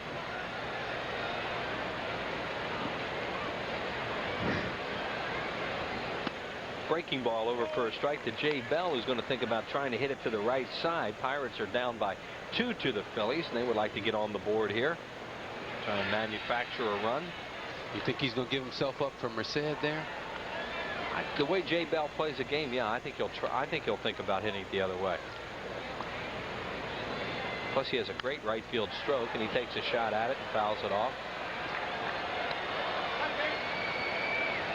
Danny Jackson now at the 75 pitch mark here in the 6th inning.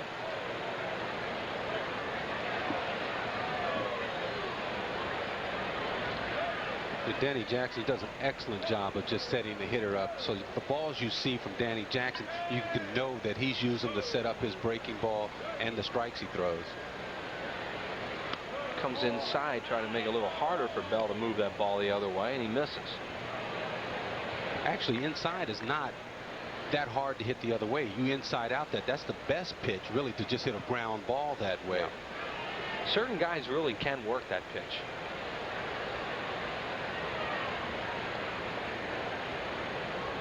Got him. Struck him out. Bell tried to give himself up and wound up striking out. Here are the pitchers who have won the most ball games this year, and Danny Jackson right there in the mix. Jimmy Key and David Cone, 16 game winners. Here's a strikeout. Remember, the pitch before was a fastball inside. Now he comes back with that breaking ball, the hard breaking ball inside, and he thought it was the same pitch coming again and swung over the top of it. Merced, the batter. Nice block on a slider by Todd Pratt. Jay Bell in that situation has to make contact. You know, he's been around long enough. He should know how to advance the runner. There's no way he strikes out in that situation, though everybody will. But, you know, most of the time he'll get that job done. They have to watch Garcia now with one out. He's the one guy on their ball club that steals bases. Merced swings and misses. He has stolen 16 bases to lead the Pittsburgh Pirates. 1 ball and 1 strike now on Orlando Merced, who has struck out twice. Garcia at second now with 1 out. You know, that's why you question Bell giving himself up in that situation. I mean, Merced seems to have all kinds of problems with Jackson. You have to check their lifetime stats to see how the matchup has gone. But this year, left-handers are struggling against Danny Jackson. Just missed outside, 2-1. Merced, I mean, he used to switch hit. Couldn't hit much right-handed, so he just went to strictly left-handed last year.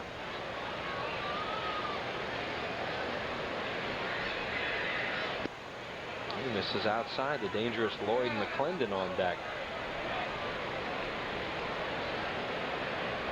There's McClendon, the hero of last night's game for the Pirates. 3 balls, 1 strike to Merced. Ooh, jammed him. Baptiste's going to get a lot of spin on that. Did he barehand that? No, but he had to back up. But Merced didn't even run. He was so embarrassed that, you know, he didn't even run that ball out. Well, that ball had to have to be spinning like a top the way he got jammed. I mean, but he got plenty of time. Watch him let it bounce and do what's spinning. He does barehand it. I thought so. Fires on over there. Because it was spinning so much. I mean, he barehanded that ball. Sure wasn't spinning because it was hit so hard. No. No, it was spinning because he got jammed so bad. So 2 outs and Garcia remaining at second for McClendon. 0 for 2 with 2 ground outs. On the inside corner, a strike. McClendon can't believe it.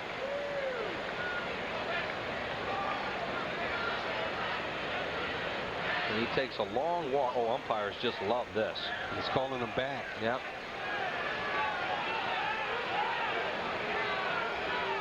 Vanover, yeah, exactly, called him back, and now McClendon says he has a chip on his bat.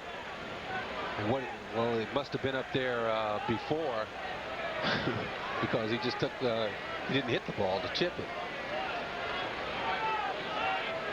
Larry Vanover, the home plate umpire. Harry Wendelstedt at first base. Charlie Relaford at second, and Mark Hirschbeck at third. And McClendon comes back with a new bat. Vanover obviously felt that McClendon was walking away in disgust at the pitch and yelled at him, and he pointed at the bat that he had that little mark on it that you could see. Nah, he was walking away in disgust. How did he find that chip, though? I mean, that was quick thinking. Huh, wasn't it? I mean, you got to give McClendon a little credit there. He was definitely disgusted with that pitch. Here's the 0-1 to him. Same spot almost. This one inside, 1-1. Yeah. I thought the pitch was actually pretty good. But it's a pitch that Jackson, if he throws that ball inside part of the plate like that and you try and pull it, man, he'll break that bat into so many pieces. Wouldn't be funny. The new bat that he has, 1-1. Oh, pop up right side. Jordan in foul territory. Ricky there and puts it away. And Danny Jackson gets out of the jam. No runs, 1 hit, no errors, and 1 man left on base. Time now for Mining the Minors as Larry Rosen profiles a late blooming Phillies pitching prospect, Scranton left-hander Bob Gatty.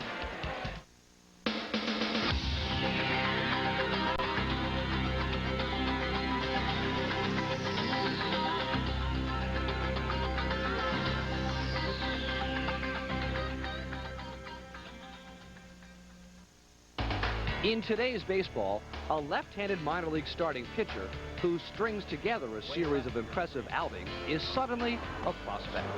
Witness Scranton left-hander Bob Gatty, who returned from arm miseries and a stellar season last winter in Puerto Rico to emerge as the most consistent pitcher this summer for the Red Barons. Gatty says the key development has been control. Well, as of late, I've cut down on my walks, and I think that was the big key. And I just need to keep working on that. I think that's the one thing that's been holding me back is the walks. I've been just walking too many guys, so I'm just trying to keep that down, and that's what I'm headed for. That's what I'm going to try to work on. As of late, I've been getting ahead of hitters and you know, staying away from the deep counts. And that's another thing. I've been going a lot of deep counts, which causes a high pitch total, and I'm trying to get more pitch efficiency, I guess you'd say. There's always a shortage of left-handers, but I'm just, you know, I'm here working on things, and if, you know, if they want me, then I'll be there. That's up to them. Well, a reminder to travel to Cooperstown for an in-depth visit with the newest member of baseball's Hall of Fame, the great left-hander. This will be the career, the philosophy of Steve Carlton, the centerpiece of the latest edition of Broad and Pattison. Join host Larry Rosen with Steve Carlton next Tuesday night, immediately following Phillies baseball, only on Prism. That's Tuesday night, August the 9th at 10:30, following the Phils Mets game, which we'll have for you with Todd Callis and Gary Maddox right here on Prism. And there are some fans who made that jaunt to Cooperstown. And Steve Cook's evening is over. There's the left-hander now on the bench. And right-hander Paul Wagner comes on now to pitch for the Pirates in the 6th inning as Cook goes 5 innings, charged with 2 runs on 7 hits.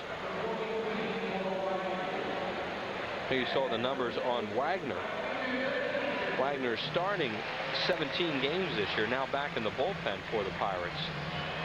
Phillies with a predominantly right-handed hitting lineup, so a right-handed pitcher on now to pitch to Billy Hatcher. Kim Baptiste and Danny Jackson. Looper center field. Here comes Van Slyke, and he dumps another one in front of him. That's two just like that in front of Van Slyke tonight. Well, the one thing it's easy to do to Van Slyke is hit the ball in front of him. He plays very deep in the outfield, and those balls that are hit like that, they're just dying. You have to really be playing shallow in order to make that play. But Van Slyke on balls and ground he can cover. As far as a deep fly ball, he catches everything out there. But on balls hit in front of him, you know, that's a lot easier to do because he does play so deep. 8th hit of the game for the Phillies. First off Paul Wagner, and that'll bring up Baptiste 1 for 2 with a single. And he takes the first pitch over for a strike. And then he takes another one and it's a strike. Amazing, isn't it? Yeah, it is. Now you've got that figured out pretty well for him right now. Well, I went through the same thing. It's only after I retired that I know why you're supposed to take those pitches. So he's playing a little hit and run there, and Baptiste beats it off his foot. Strike 2, and Billy Hatcher will head on back to first. Could have been a hit and run, could have been a steal. 0-1, a hit and run with the guys. It's forcing him to take a swing at a pitch out of the strike zone and be deep in the hole. But when Hatcher was breaking towards second base, he did look in the home plate, which, you know, usually means that he was looking for a contact from the hitter. And Baptiste in the hole now. 0-2 to Wagner, who throws hard, and he missed outside. 1 ball and 2 strikes. Wagner's been charged with 4 earned runs and 8 relief appearances this year, a 3.8 earned run average.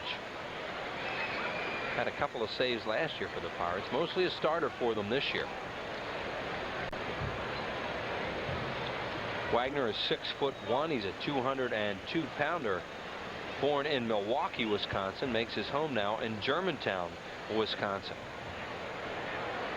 Signed originally by the Pirates in the June draft of 1989. Foul off Don Slaught, and that one stung him. Remains 1-2. Here's a breaking ball you normally would expect. I mean, wow, look at that ball hit and come up, catch part of the padding and part of the Adams apple. Or the Don's apple. And that had to hurt. Saw Tim McCarver take one like that in the throat, man, and he was gagging. In Cincinnati. Yeah. He had to go to the hospital. Yeah, he sure did. A lot of guys were really happy because he couldn't talk for a week. Remember that? But you hear him talk about it. I mean, he was scared that evening. He was scared. Yeah, you bet he was, because his throat really swelled up. So you know who was pitching that night, right? Lefty. Bounced the slider. How do you know it's lefty? I remember that game when that happened to Tim. I talked to him. I bring that up all the time. Ooh. Inside and nicked him, didn't it? Oh, or the bat.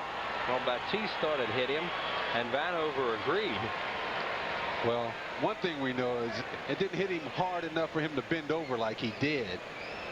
Now he went back and picked up the bat and tossed it. It was almost as if he wasn't sure whether he was going to call him back to hit or not. It either hit the bat, it hit something.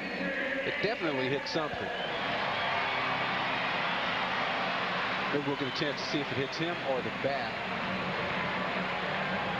I couldn't see it. That's a great angle. Get your eagle eyes on this one. I think it might have. Yeah, look. The right hand of the hit. And Ray Miller and Jim Leland going through some signs there. Now, as opposed to last time, this is more of a bunt situation for Danny Jackson. The Pirates looking for it. Good runner and Hatcher at second. Baptiste on at first, nobody out. Oh, they rotated then, Bell came in to cover second, and Wagner should have stepped off. He didn't. He delivered the pitch to the plate.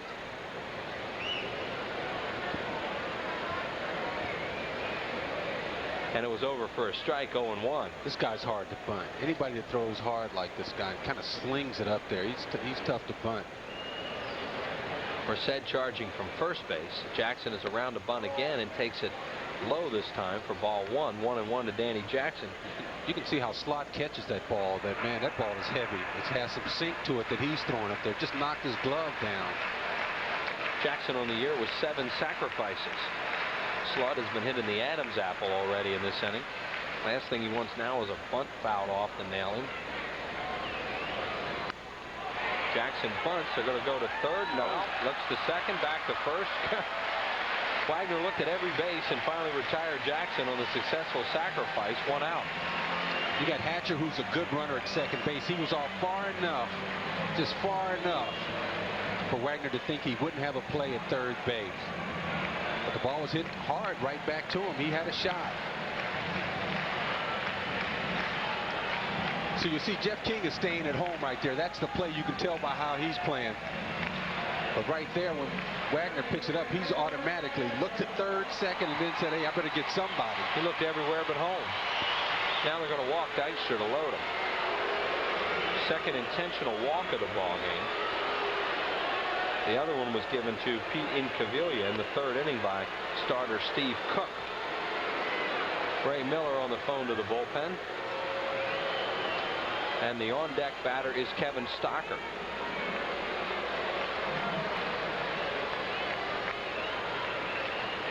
Stocker with a home run tonight and 2 groundouts. I mean, Kevin Stocker, Jim Fregosi is taking this time, now that the Phillies appear to be out of it, you know, to help Kevin Stocker mature a little bit. He's putting him in situations where he has to produce. By batting second, he now has to learn to move the runner along. But I mean, to come up now in a situation like this, you know, he's got to come in and make some contact. That is a big, tall left-hander, Rich Robertson. Stocker, a switch hitter at home plate. Stocker grounded out with the bases loaded last time, and here comes the Pirates skipper.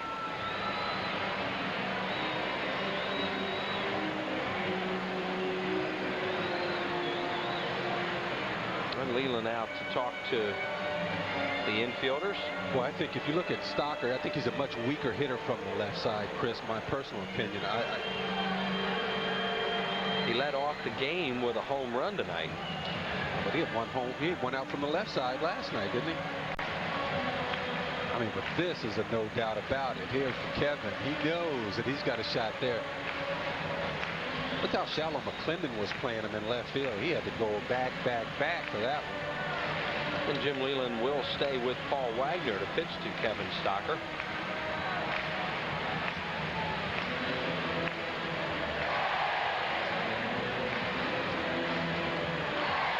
I think Kevin has to expect the ball inside. You know, they're going to try and bust him inside, saw him off.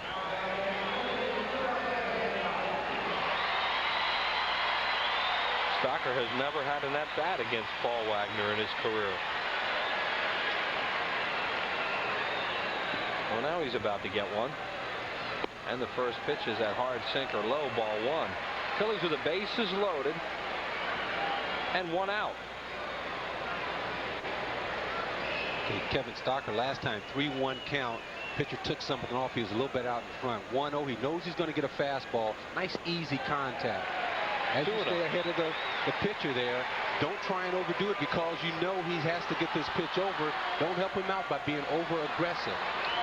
See Stocker knocking in runs since the All-Star break. Hatcher's the runner at third, Batiste at second, and Dykstra at first base. 2-0 to Kevin Stocker. The 2-0. Base hit right field. Hatcher scores. Batiste is being waved around. It's bobbled by McClendon. Dykstra heads for third. He's safe. Phillies lead 4-0. That'll be an error charge to McClendon, but Stocker will get a base hit and 2 runs batted in. That's what I mean. He tried to come inside, but he had to take something off. The pitcher was in a position where he had to take something off and throw a ball over the plate. This time, Kevin Stocker, nice easy swing, and it's right in the hole.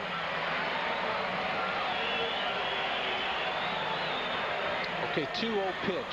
It's right down the middle. Nice swing. And Dykstra holds at second here. Now when McClendon bobbles it, Lenny heads for third, and that's the third Pittsburgh error of the evening. Kevin Stocker with 3 runs batted in the game and now has 28 on the year. Here's Ricky Jordan, 1 for 3 with a home run to left his last time at bat. Phillies now have 9 hits. Jordan up the middle. Nice play. Garcia flips to first. What a terrific play by Garcia. Scoring on the play is Lenny Dykstra. Phillies lead it 5-0, but that Garcia made some play. Boy, he did. And the good judgment not to throw the ball to Bell at second base, who was standing there. But Stalker was beating down, had a good chance of beating the play. So Garcia seeing that. I mean, watch him see this. Here's the ball. Heavy ball gets in on Ricky Jordan. It's up the middle. But here's Garcia. Waits for Bell to get there, but he thinks Kevin Stalker can beat it, so he fires on across the first base and makes an excellent throw from center field. He's a shortstop who plays second base now. He was a shortstop for a long time. You can see that with that arm of his. Boy, you see that colored glove there and the webbing. What does that remind you of? Manny. Manny Trio. Yeah. Manny threw out many from right there in that same spot. It's good you and I can always answer each other's questions. They're obvious to us because we've been around for each other so long. And that's the way Manny used to throw him over at first. Yep. Manny was a catcher when he first came up. One of the skinniest catchers in history. Incaviglia pops one up, foul down the first baseline. Merced in foul territory. Orlando waits, makes the play. Big inning for the Phillies. Gary, we'll see you next week. 3 runs in the inning, 2 of them earned. Phillies had 2 hits, 1 error, and they leave once. 5-0 Phils. Imagine. Now, it's possible to change the way a car performs over time with new Clean System 3 Power Plus and Power Premium from Texaco. 2 choices for cars that can benefit from higher octane. A breakthrough in engine cleaning for the highest performance, lower emissions, and improved mileage. New Clean System 3 Power Plus and Power Premium from Texaco. Give us 60 days. Watch what can happen. There's no place on earth that I'd rather be than out in the open where it's all plain to see. If it's gonna get done, it's up to you and to me. And there's no place that I'd rather be. Come on along and head for the mountains of Bushville. Head for the mountains, it's cold and it's smooth, and it's waiting for you. Come on, head for the mountains of Bushville.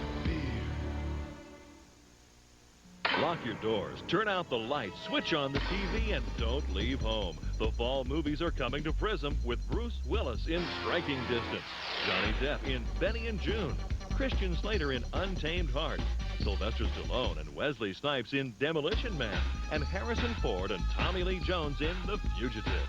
This fall, stay home and enjoy a great lineup of movies on Prism, the channel with a better variety of movies.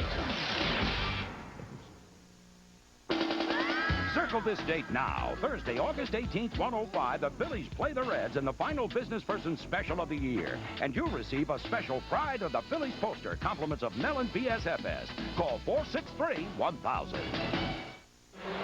Danny Jackson. And we talked earlier how he has pitched through the 6th inning in all of his starts. Well, he's continued that tonight. And look at his innings pitch. He continues to pile them up. Another fine season for the Phillies all-star left-hander Danny Jackson. Phillies with a big 3-run 6th inning now lead 5-0. And for play-by-play the rest of the way, here's Todd. Jeff King to lead things off. He's 1 for 2, and he swings at the first pitch and sends it to center field. Lenny Dykstra waits, and there's 1 away here in the 7th. New alignment next to the dude in left field now is Billy Hatcher. He moved from right to left, and taking over in right is Jim Eisenreich. Eisenreich will bat in the number 4 spot as Pete Incaviglia leaves the ball game. Inky, while he was in there, 1 for 3 and was intentionally walked. Andy Van Slyke, fielder's choice and a ground out so far tonight. He swings at the first pitch and grounds it foul. Danny Jackson to this point has not walked a batter. He's allowed 4 Pirate hits, 3 singles and a double.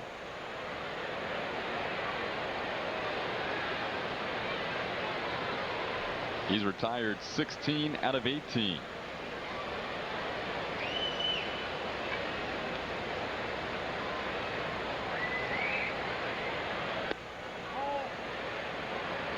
Last night, Bobby Munoz had retired 18 out of 20 before the home run by Lloyd McClendon that broke the tie. Misses down low to Van Slyke. It's 2-1. DJ's last complete game came against the Pirates on May 13th. He had 3 complete games by the middle of May. 2 balls and 2 strikes the count to the Pirates center fielder. And a lot of speculation that soon you will not be able to call him the Pirates center fielder. Van Slyke's contract is up at the end of this year. Chopper towards the middle. Stocker off his glove. He knew he had to hurry, and in doing so, he tried to make the transfer before he picked the ball up. You'll have to wait to see how that is scored. The Pirates already have committed 3 errors. The Phillies may have committed their first. Did not hit the plate, but it was chopped off the hard dirt, and Stocker wanted to make the quick transfer and pulled that glove in before the ball was in there. Either way, Van Slyke is on first with 1 out. Steve Pegues swings at the first pitch as well and chops the foul. Pegues has lined to left and grounded out. Well, the way Andy Van Slyke's season has gone, it'll probably be an error, although still no word. Runner on first with 1 out. Van Slyke on the move. Pegues chops one slowly. It's a foul ball. They ruled it a hit, so Van Slyke's on the board with his first hit.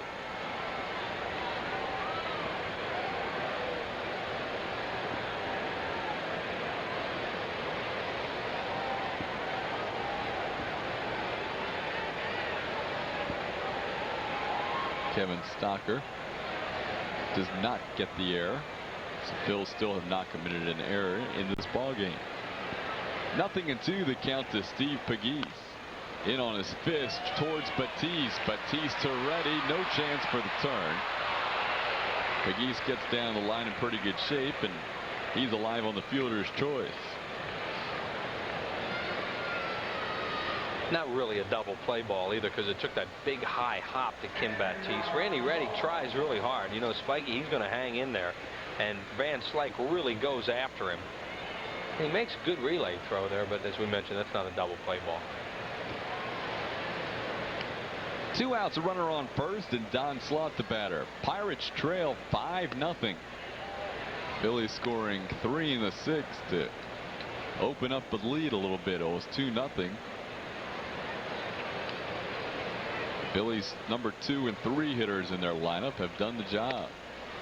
Swing and a miss. It's 1-1. Junior Noboa is in the on-deck circle now to bat for Wagner. Should Slaught keep the inning alive? There's Noboa, the Phillies have seen in various other uniforms and just brought up by the Pirates. Started the year as a member of the Oakland A's.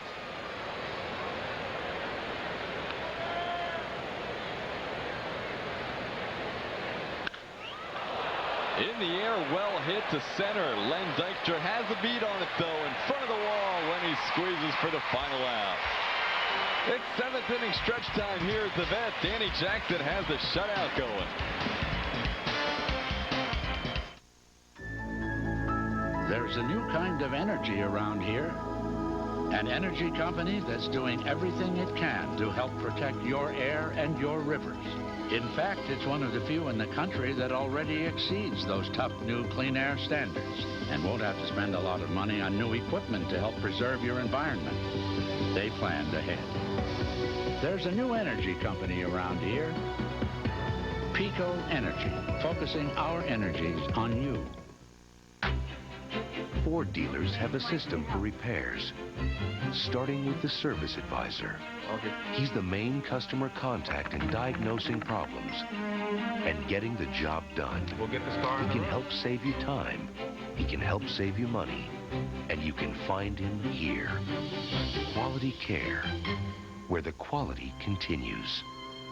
For service, see your Quality Plus Ford dealer. And while you're there, test drive the new Ford Windstar. Get a limited edition Steve Carlton commemorative print Saturday, August 6th, when the Phillies honor Lefty before the Expos game at 8:05. The Montreal series starts Friday, August 5th at 7:35 and ends Sunday, August 7th at 1:35, when all fans 14 and under get a free hologram watch. Then, the Phillies try to take a big bite out of the Big Apple Mets in a 4-game set, Monday through Thursday, August 8th through the 11th, all at 7:35. Call 463-1000. Hello, I'm Dick Vermeil. Will exercise lower colon cancer risk? Studies show that regular exercise decreases bowel cancer by as much as 50%. Get up, get out, get active, get healthy. We head to the bottom half of the 7th. Phillies leading the Buccos 5-0. Phillies scoring 1 in the first on a Kevin Stocker home run, 1 in the 5th on a Ricky Jordan home run, and 3 runs in the 6th to take that 5-0 lead behind Danny Jackson, who has been on tonight. He's allowed 5 hits, 4 singles and a double. Danny Jackson just goes so hard every night he's out there. I mean, he is a player. You know, his teammates love him. He just works so hard. You just know you're going to get an honest effort from him every night. I mean, he may not lose, he may not win, he might get his tail kicked some nights, but it's never from a lack of effort on Danny Jackson's part. Randy Reddy has that season average up to 385 with a couple of hits tonight. 1 ball and 1 strike.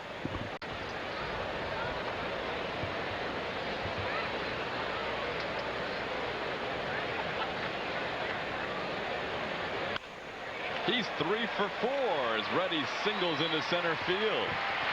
Randy Reddy. He could become a 400 hitter.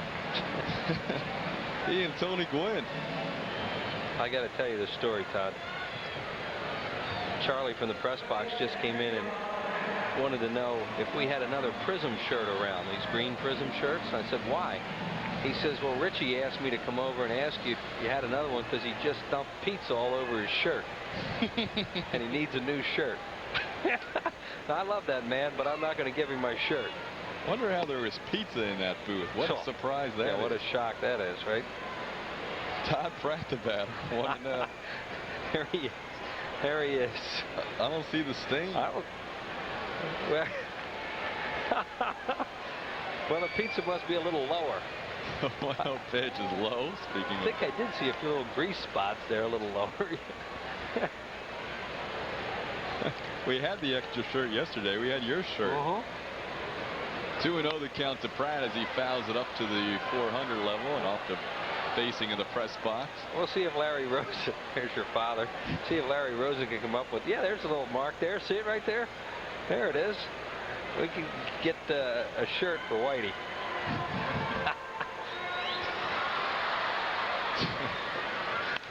Up the middle should be 2. Wagner, Bell, Merced, and there's 2 outs quickly as Todd Pratt has now doubled into 2 successive double plays. I think one of the great things about Lefty's Hall of Fame speech the other day was when he mentioned Whitey. And Whitey should be in the Hall of Fame, and everybody around here knows that, and maybe someday he will be, but I thought that was really terrific that Steve Carlton would bring that up. 2 outs, nobody on. We're in the bottom of the 7th. Phillies lead 5-0. As Billy Hatcher fouls one back. Hatch has a couple of hits tonight.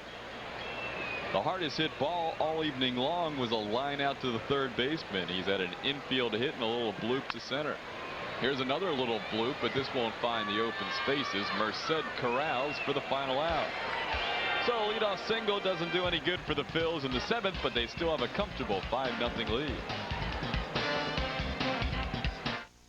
Cowboy, still a modern day hero, standing up for what's right as he rides across this land.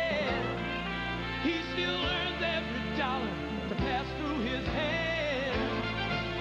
So here's to the cowboy as he heads for the mountains. No place he'd rather be than right here. So come on along and head for the mountains of Bush. Why do we have 5 grades of gasoline? Offering only 3 grades would be like selling suits in small, medium, and large. Not everyone would get a good fit. So, if you want to know why we give you all these choices, think about the guy who needs a 41 long, Then picture him wearing a 39 short. When you apply for a Sunoco credit card, we'll honor any gasoline credit card. And look what you'll drive home with. A Webster's 3-book reference set. Who authorized this operation? The deception. Why was I kept out of it? Your neck deep in it is clear. The enemy. It's Ryan. He found out everything. Is present. Once Ryan's gone, we're back online. And the danger. Back up! Back up! Is close to home. If I go down, you're going with me. Harrison Ford. Clear and present danger. Rated PG-13. Now playing. Phillies Baseball on Prism is brought to you by Dodge, a winning team. The championship Phillies and the award-winning lineup of new cars and trucks at your local Dodge dealer. By Pico Energy. There's a new kind of energy around here, Pico Energy. And by RCA, home, theater, TV, RCA changing entertainment again. 8th inning baseball. Danny Jackson working on a 5-hit shutout, deals with Junior Noboa as a pinch hitter. He swings at the first pitch and fouls it off. Last 5 or 6 Pirates have all swung at the first pitch against DJ. That's what he did at Buffalo this year. He started the year as a member of the Oakland A's, appeared in 14 games at second, one at shortstop with the Athletics, then was designated for assignment on 30th, was signed by the Pirates on May 6th. Hughes went off the bat to Ricky Jordan, and the former Expo and former Met, former A and Indian and Angel grounds out. Yeah, Junior's been around. So Junior's retired, 1 away. Look at Pee Wee in there. This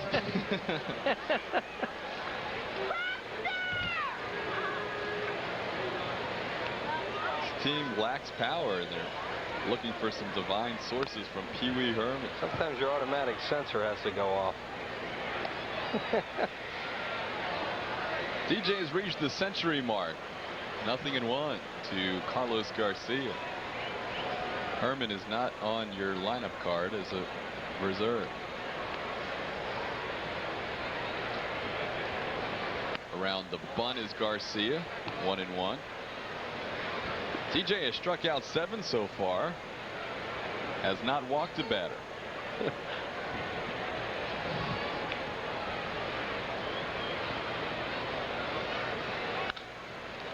Towards the hole, Stocker bounces the throw in time.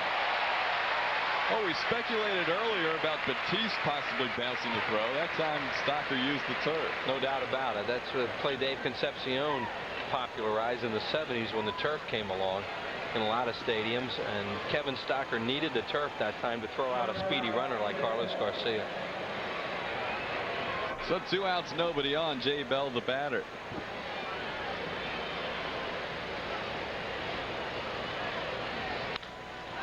Bell hits the ball hard to left. Hatcher watches it 1 hop against the fence. Bell makes the turn, and he'll go in standing with a double. But Jay Bell's now 2 for 4. He owns 2 of the Pirates' 6 hits. 2-out base runner.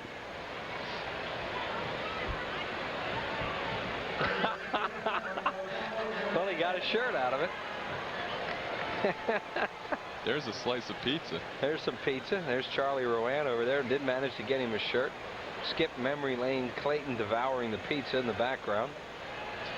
That's surprising a broadcast is. It's amazing. There's the stain right there. Nice job by the crew down there. There, Whitey went in and washed the stain. It's a total telecast here. It's quite an accomplishment to get a game on the air in that booth right now. There's a lot of distractions over there. 1-0 the count to Merced.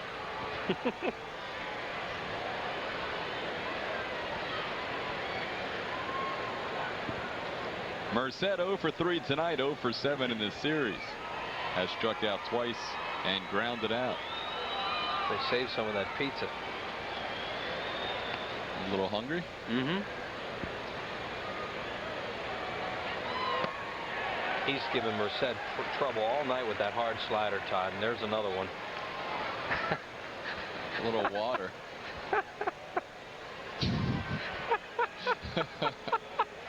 Oh, it was Pee Wee Herman's shirt. That's where Whitey got it from. Oh, he's a beauty. Jackson, meanwhile, has Merced all kinds of confused up there. He takes a pitch right down the middle. It's 1-2. Orlando saying, maybe I wouldn't have given up switch hitting if I saw this lefty a lot. Well, that's one of the reasons why he was a switch hitter.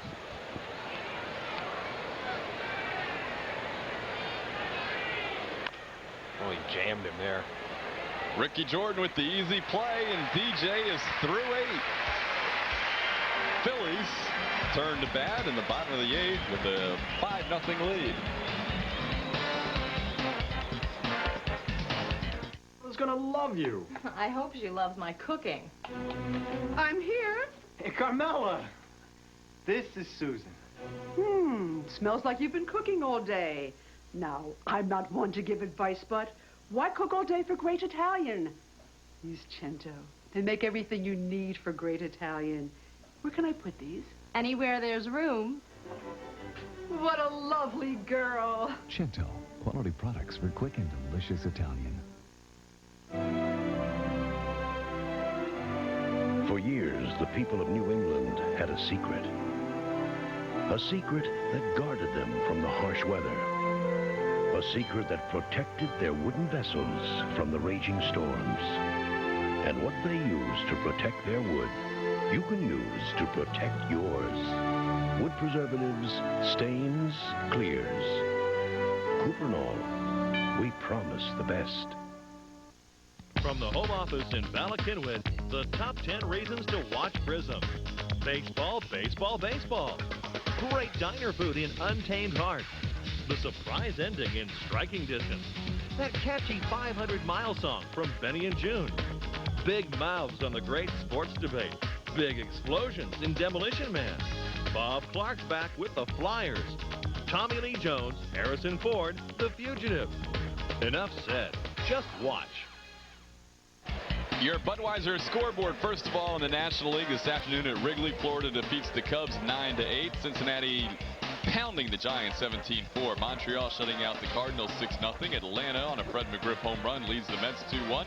Colorado and Houston 1-1. Later on the coast, San Diego and L.A. Boston defeats Toronto. Minnesota won better than Baltimore. The Yankees won better than Milwaukee. Cleveland leads Detroit 5-4 in the 8th, 7-3 Kansas City in the 5th. Chicago 5-1 over Texas in the 4th. And Seattle and California a little bit later on. Frank Thomas has hit his 37th home run in that White Sox Ranger game. 5-0 here, bottom half of the 8th. Kim Baptiste, Danny Jackson, and Len Dykstra due up. Junior Noboa, who pinch hit for Paul Wagner, stays in the game, and Mark Dewey is your new pitcher. Dewey this year appearing in his 42nd game, second on the team to left-hander Ravello Manzanillo, who we saw last night. Dewey, one of those 8 Pirates with a save this year. He's a little bit of a slinger out there. You can see him come from the side with that breaking ball. It's a little tough to stay in against him from the right side if he makes a good pitch with that slider. Dewey last year was ready to retire. Pirates picked him up the second week of May after he got cut by the Mets last year. He was contemplating not playing this game anymore, but he ended up going to Buffalo and made the Pirates and pitched 21 games for him last year and was 1-2 with 7 saves and a fine 2.36 ERA. Baptiste, who seems to have been behind in the count frequently lately, started out 0-2. He's now back to 2-2.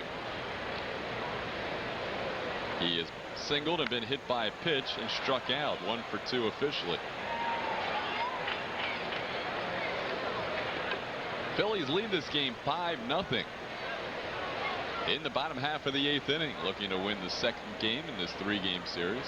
And they'll be right back at each other tomorrow, 1 o'clock. Quick road trip for the Pirates. This is it. 3 games with the Phils and back home. Baptiste has worked the count full. And that is a quick trip. Little hour plane ride, if that, from Pittsburgh. 2 night games and a day game to get away. And the Bucks will return home and host the St. Louis Cardinals and then Montreal. Chopper towards the hole. Noboa gets tested right away and makes the play.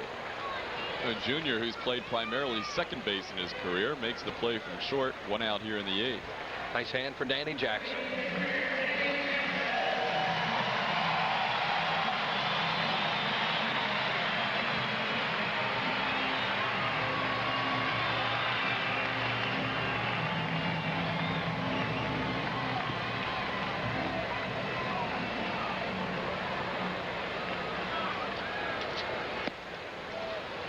Pitch from Dewey's outside, 1-0. Wagner, while he was in there, lasted 2 innings, allowed 3 hits, 3 runs, 2 of them earned. Walked 1 intentionally. Jackson rips 1 into the Phillies dugout. 1-1. That's 2 smiles from Danny Jackson in the same game. Danny Jackson laughing about that because I think Fregosi went running up the tunnel. Fregosi's had a few of them hit at him lately, and with his bad back, he has a little trouble moving, and he has disappeared up the tunnel. You will not witness this Danny Jackson at bat. No, especially as hard as Dewey is throwing. He does not want any part of Danny Jackson's potential late swings.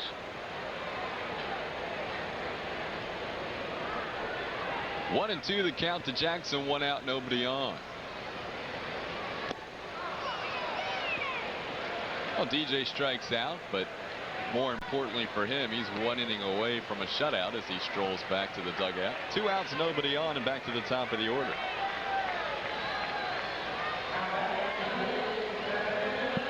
Phillies and Pirates tomorrow. That 1:05 start will feature Kurt Schilling on the mound for the Phils against John Lieber, who made his major league debut here at the Vet on a Sunday afternoon in May. Lieber now 5-6 in his rookie season.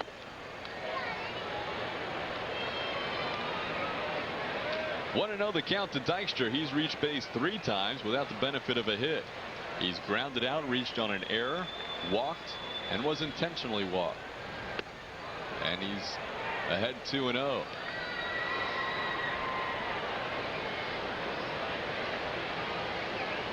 Yeah, the intentional walk backfired last time because Stocker hit the ball in the hole on a 2-0 pitch from Paul Wagner and got the Phillies some important runs.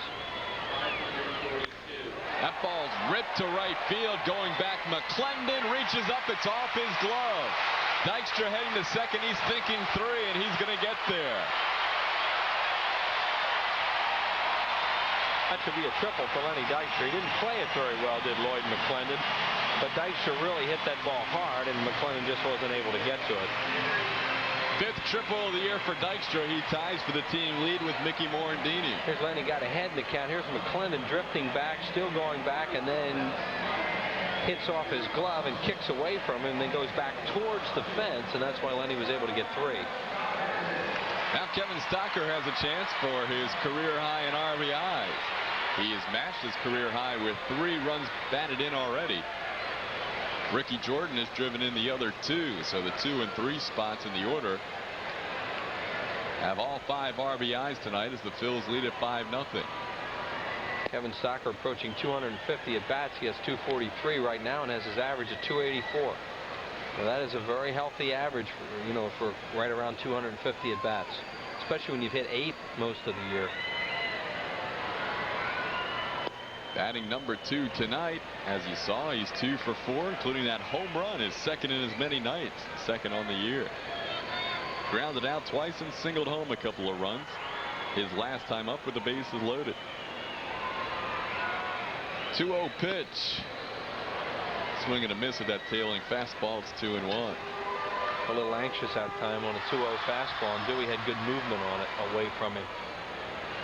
Dewey has pitched in the big leagues with the Giants and the Mets in addition to the Pirates.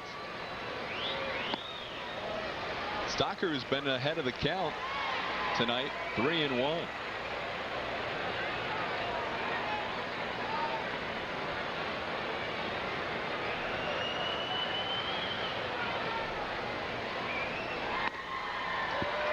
So Stocker reaches base for the 3rd time. He draws a walk.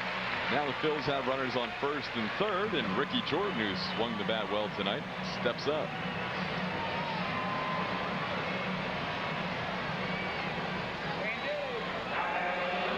Jordan has flied to center, lined to center, hit his 8th home run of the year, and knocked in a run on a ground out his last time up. 1 for 4, 2 RBIs.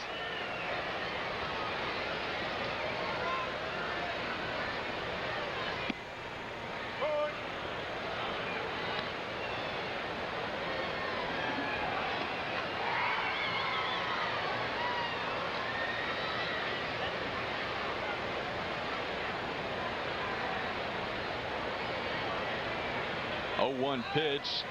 Stocker on the move. Broken bat. Base hit right field.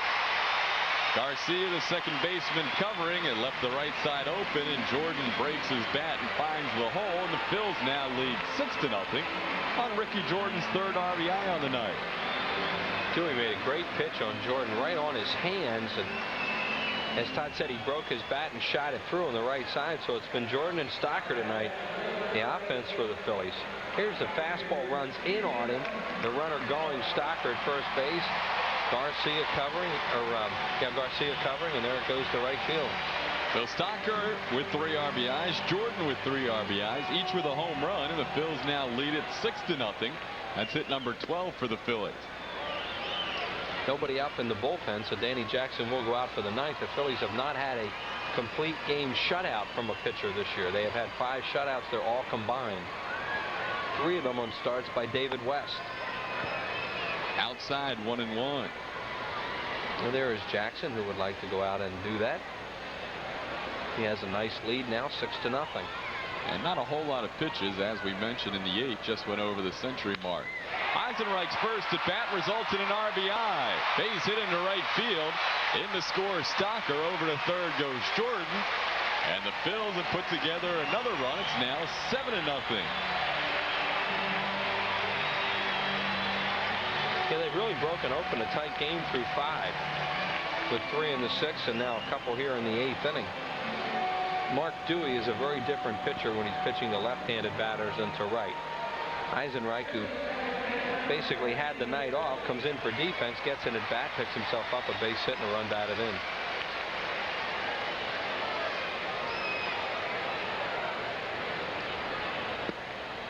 Randy Reddy has his average up to .407 with a 3 for 4 tonight. Just in case Mark Dewey can't retire the final batter, Rich Robertson throws again. Reddy way out in front, 0-2. Randy with 11 hits and 27 at bats since joining the Phillies.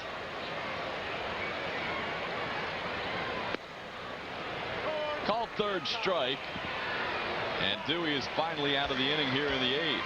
But with 2 outs, the Phils score 2 runs on 3 hits. See if Danny Jackson can finish it out. To the limits of the average car. Yet, if everyone drove a Lexus GS with its superior ergonomics, handling, and responsiveness, who knows what the highways would look like? The Lexus GS, for a price that's easy to handle whether you buy or lease at your New Jersey, Delaware, and Pennsylvania area Lexus dealer.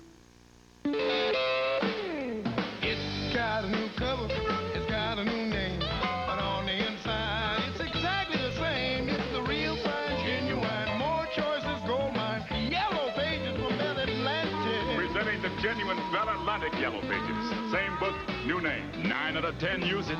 The genuine Bell Atlantic Yellow Pages. Real fine, genuine, more choices, gold mine, yellow pages from Bell Atlantic. Same book, new name. When I get thirsty, I reach for Coke and I say, I get thirsty, I reach for Coke and I say, when I'm thirsty,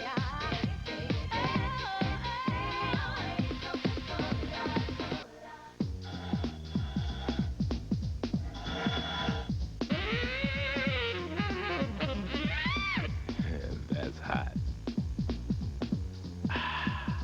That's cool.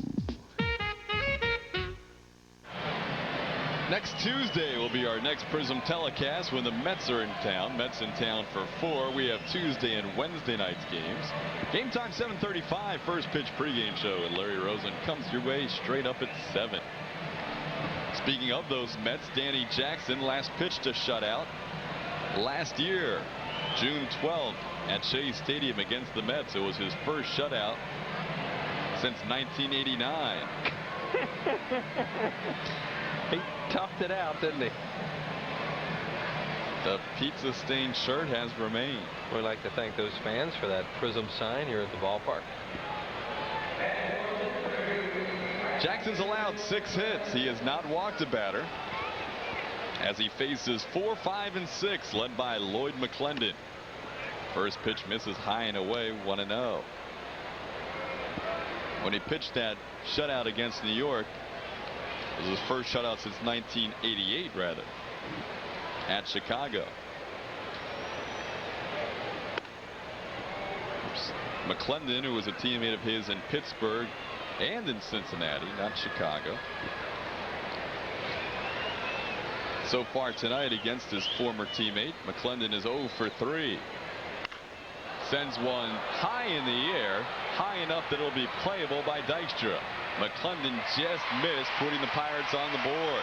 They've hit 2 long fly balls to center field tonight. That one by McClendon, another one by Don Slott. That was the one that ended the 7th inning. 1 out, nobody on. Jeff King, the batter. He has single to right, popped up and flied out. Called strike, 0-1. Jackson has struck out 7, does not have a strikeout since the 6th.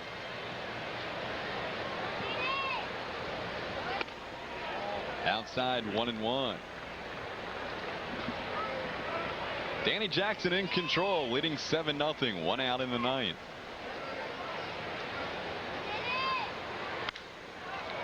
Hit to right center field, again hit pretty well. Dykstra back on the track, and there's 2 away. 2 warning track jobs to start the 9th. And Danny Jackson's probably just about out of gas right now on this very, very warm night here, and as hard as he works. So they've hit a couple track balls, and the outfielders have run him down. And everybody on this baseball team really likes Danny Jackson a lot. And you know this defense wants to preserve a shutout for him if at all possible. Jackson trying to shut out his former team. He pitched with the Pirates in '92, pitched in the playoffs for Pittsburgh. Now it's up to Andy Van Slyke. Broken bat looper, shallow right, long run, ready. He makes the catch. Danny Jackson has the shutout. Phillies win it 7-0. DJ's 14th shutout of his career, and his first since June of last year. First complete game shutout by a Phillies pitcher in 1994. They didn't need any help from the bullpen tonight because DJ was in command. Nice play by Randy Reddy on this broken bat pop-up. Little wide out down there about the 25-yard line. Pulled it in. Good play by Spikey to end that for Danny Jackson, who had some night tonight. 6 hits allowed, no walks, and the shutout for DJ. Phillies win it 7-0. We'll come back and talk about it right after this. Even with all the discussion about our nation's health care, Independence Blue Cross and Pennsylvania Blue Shield continue their 56-year mission more aggressively than ever. Thanks to the Blue Cross Blue Shield Caring Foundation, thousands of needy kids receive free health coverage at no cost to our commercial customers. Our special care program makes basic and preventive benefits available to hard-working adults who can't afford traditional coverage.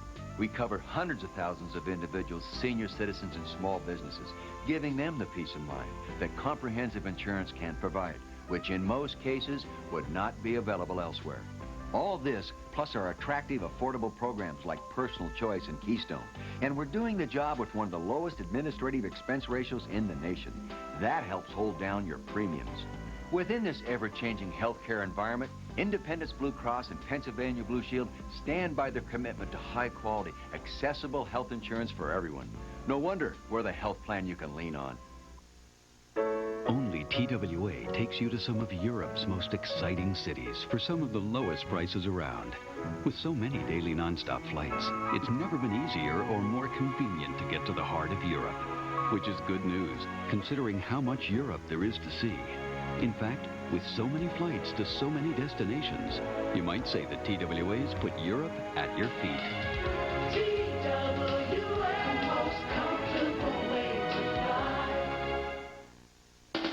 He is known simply as Lefty. Hall of Famer Steve Carlton will be honored before the Phillies play the Expos Saturday, August 6th at 8:05. Get your limited edition Steve Carlton commemorative print compliments of Rite Aid. Call 463-1000. First complete game shutout of the year by a Phillies pitcher. Danny Jackson wins it for the Phils 7-0. Phils with 7 runs on 13 hits. Pirates no runs on 6 hits. Phillies got it started early when Kevin Stocker was the second batter of the ball game, and Steve Cook's fastball took a long ride to left center field.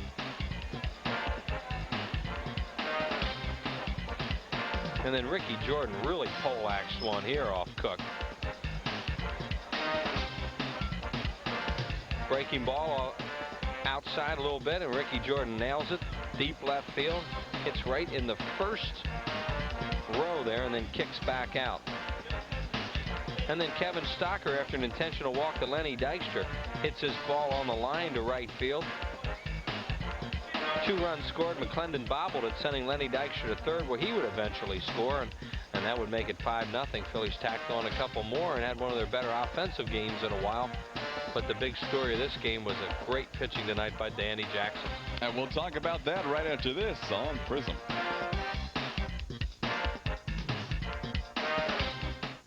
You see everything in black and white. Not black and white. Right or wrong. Paramount Pictures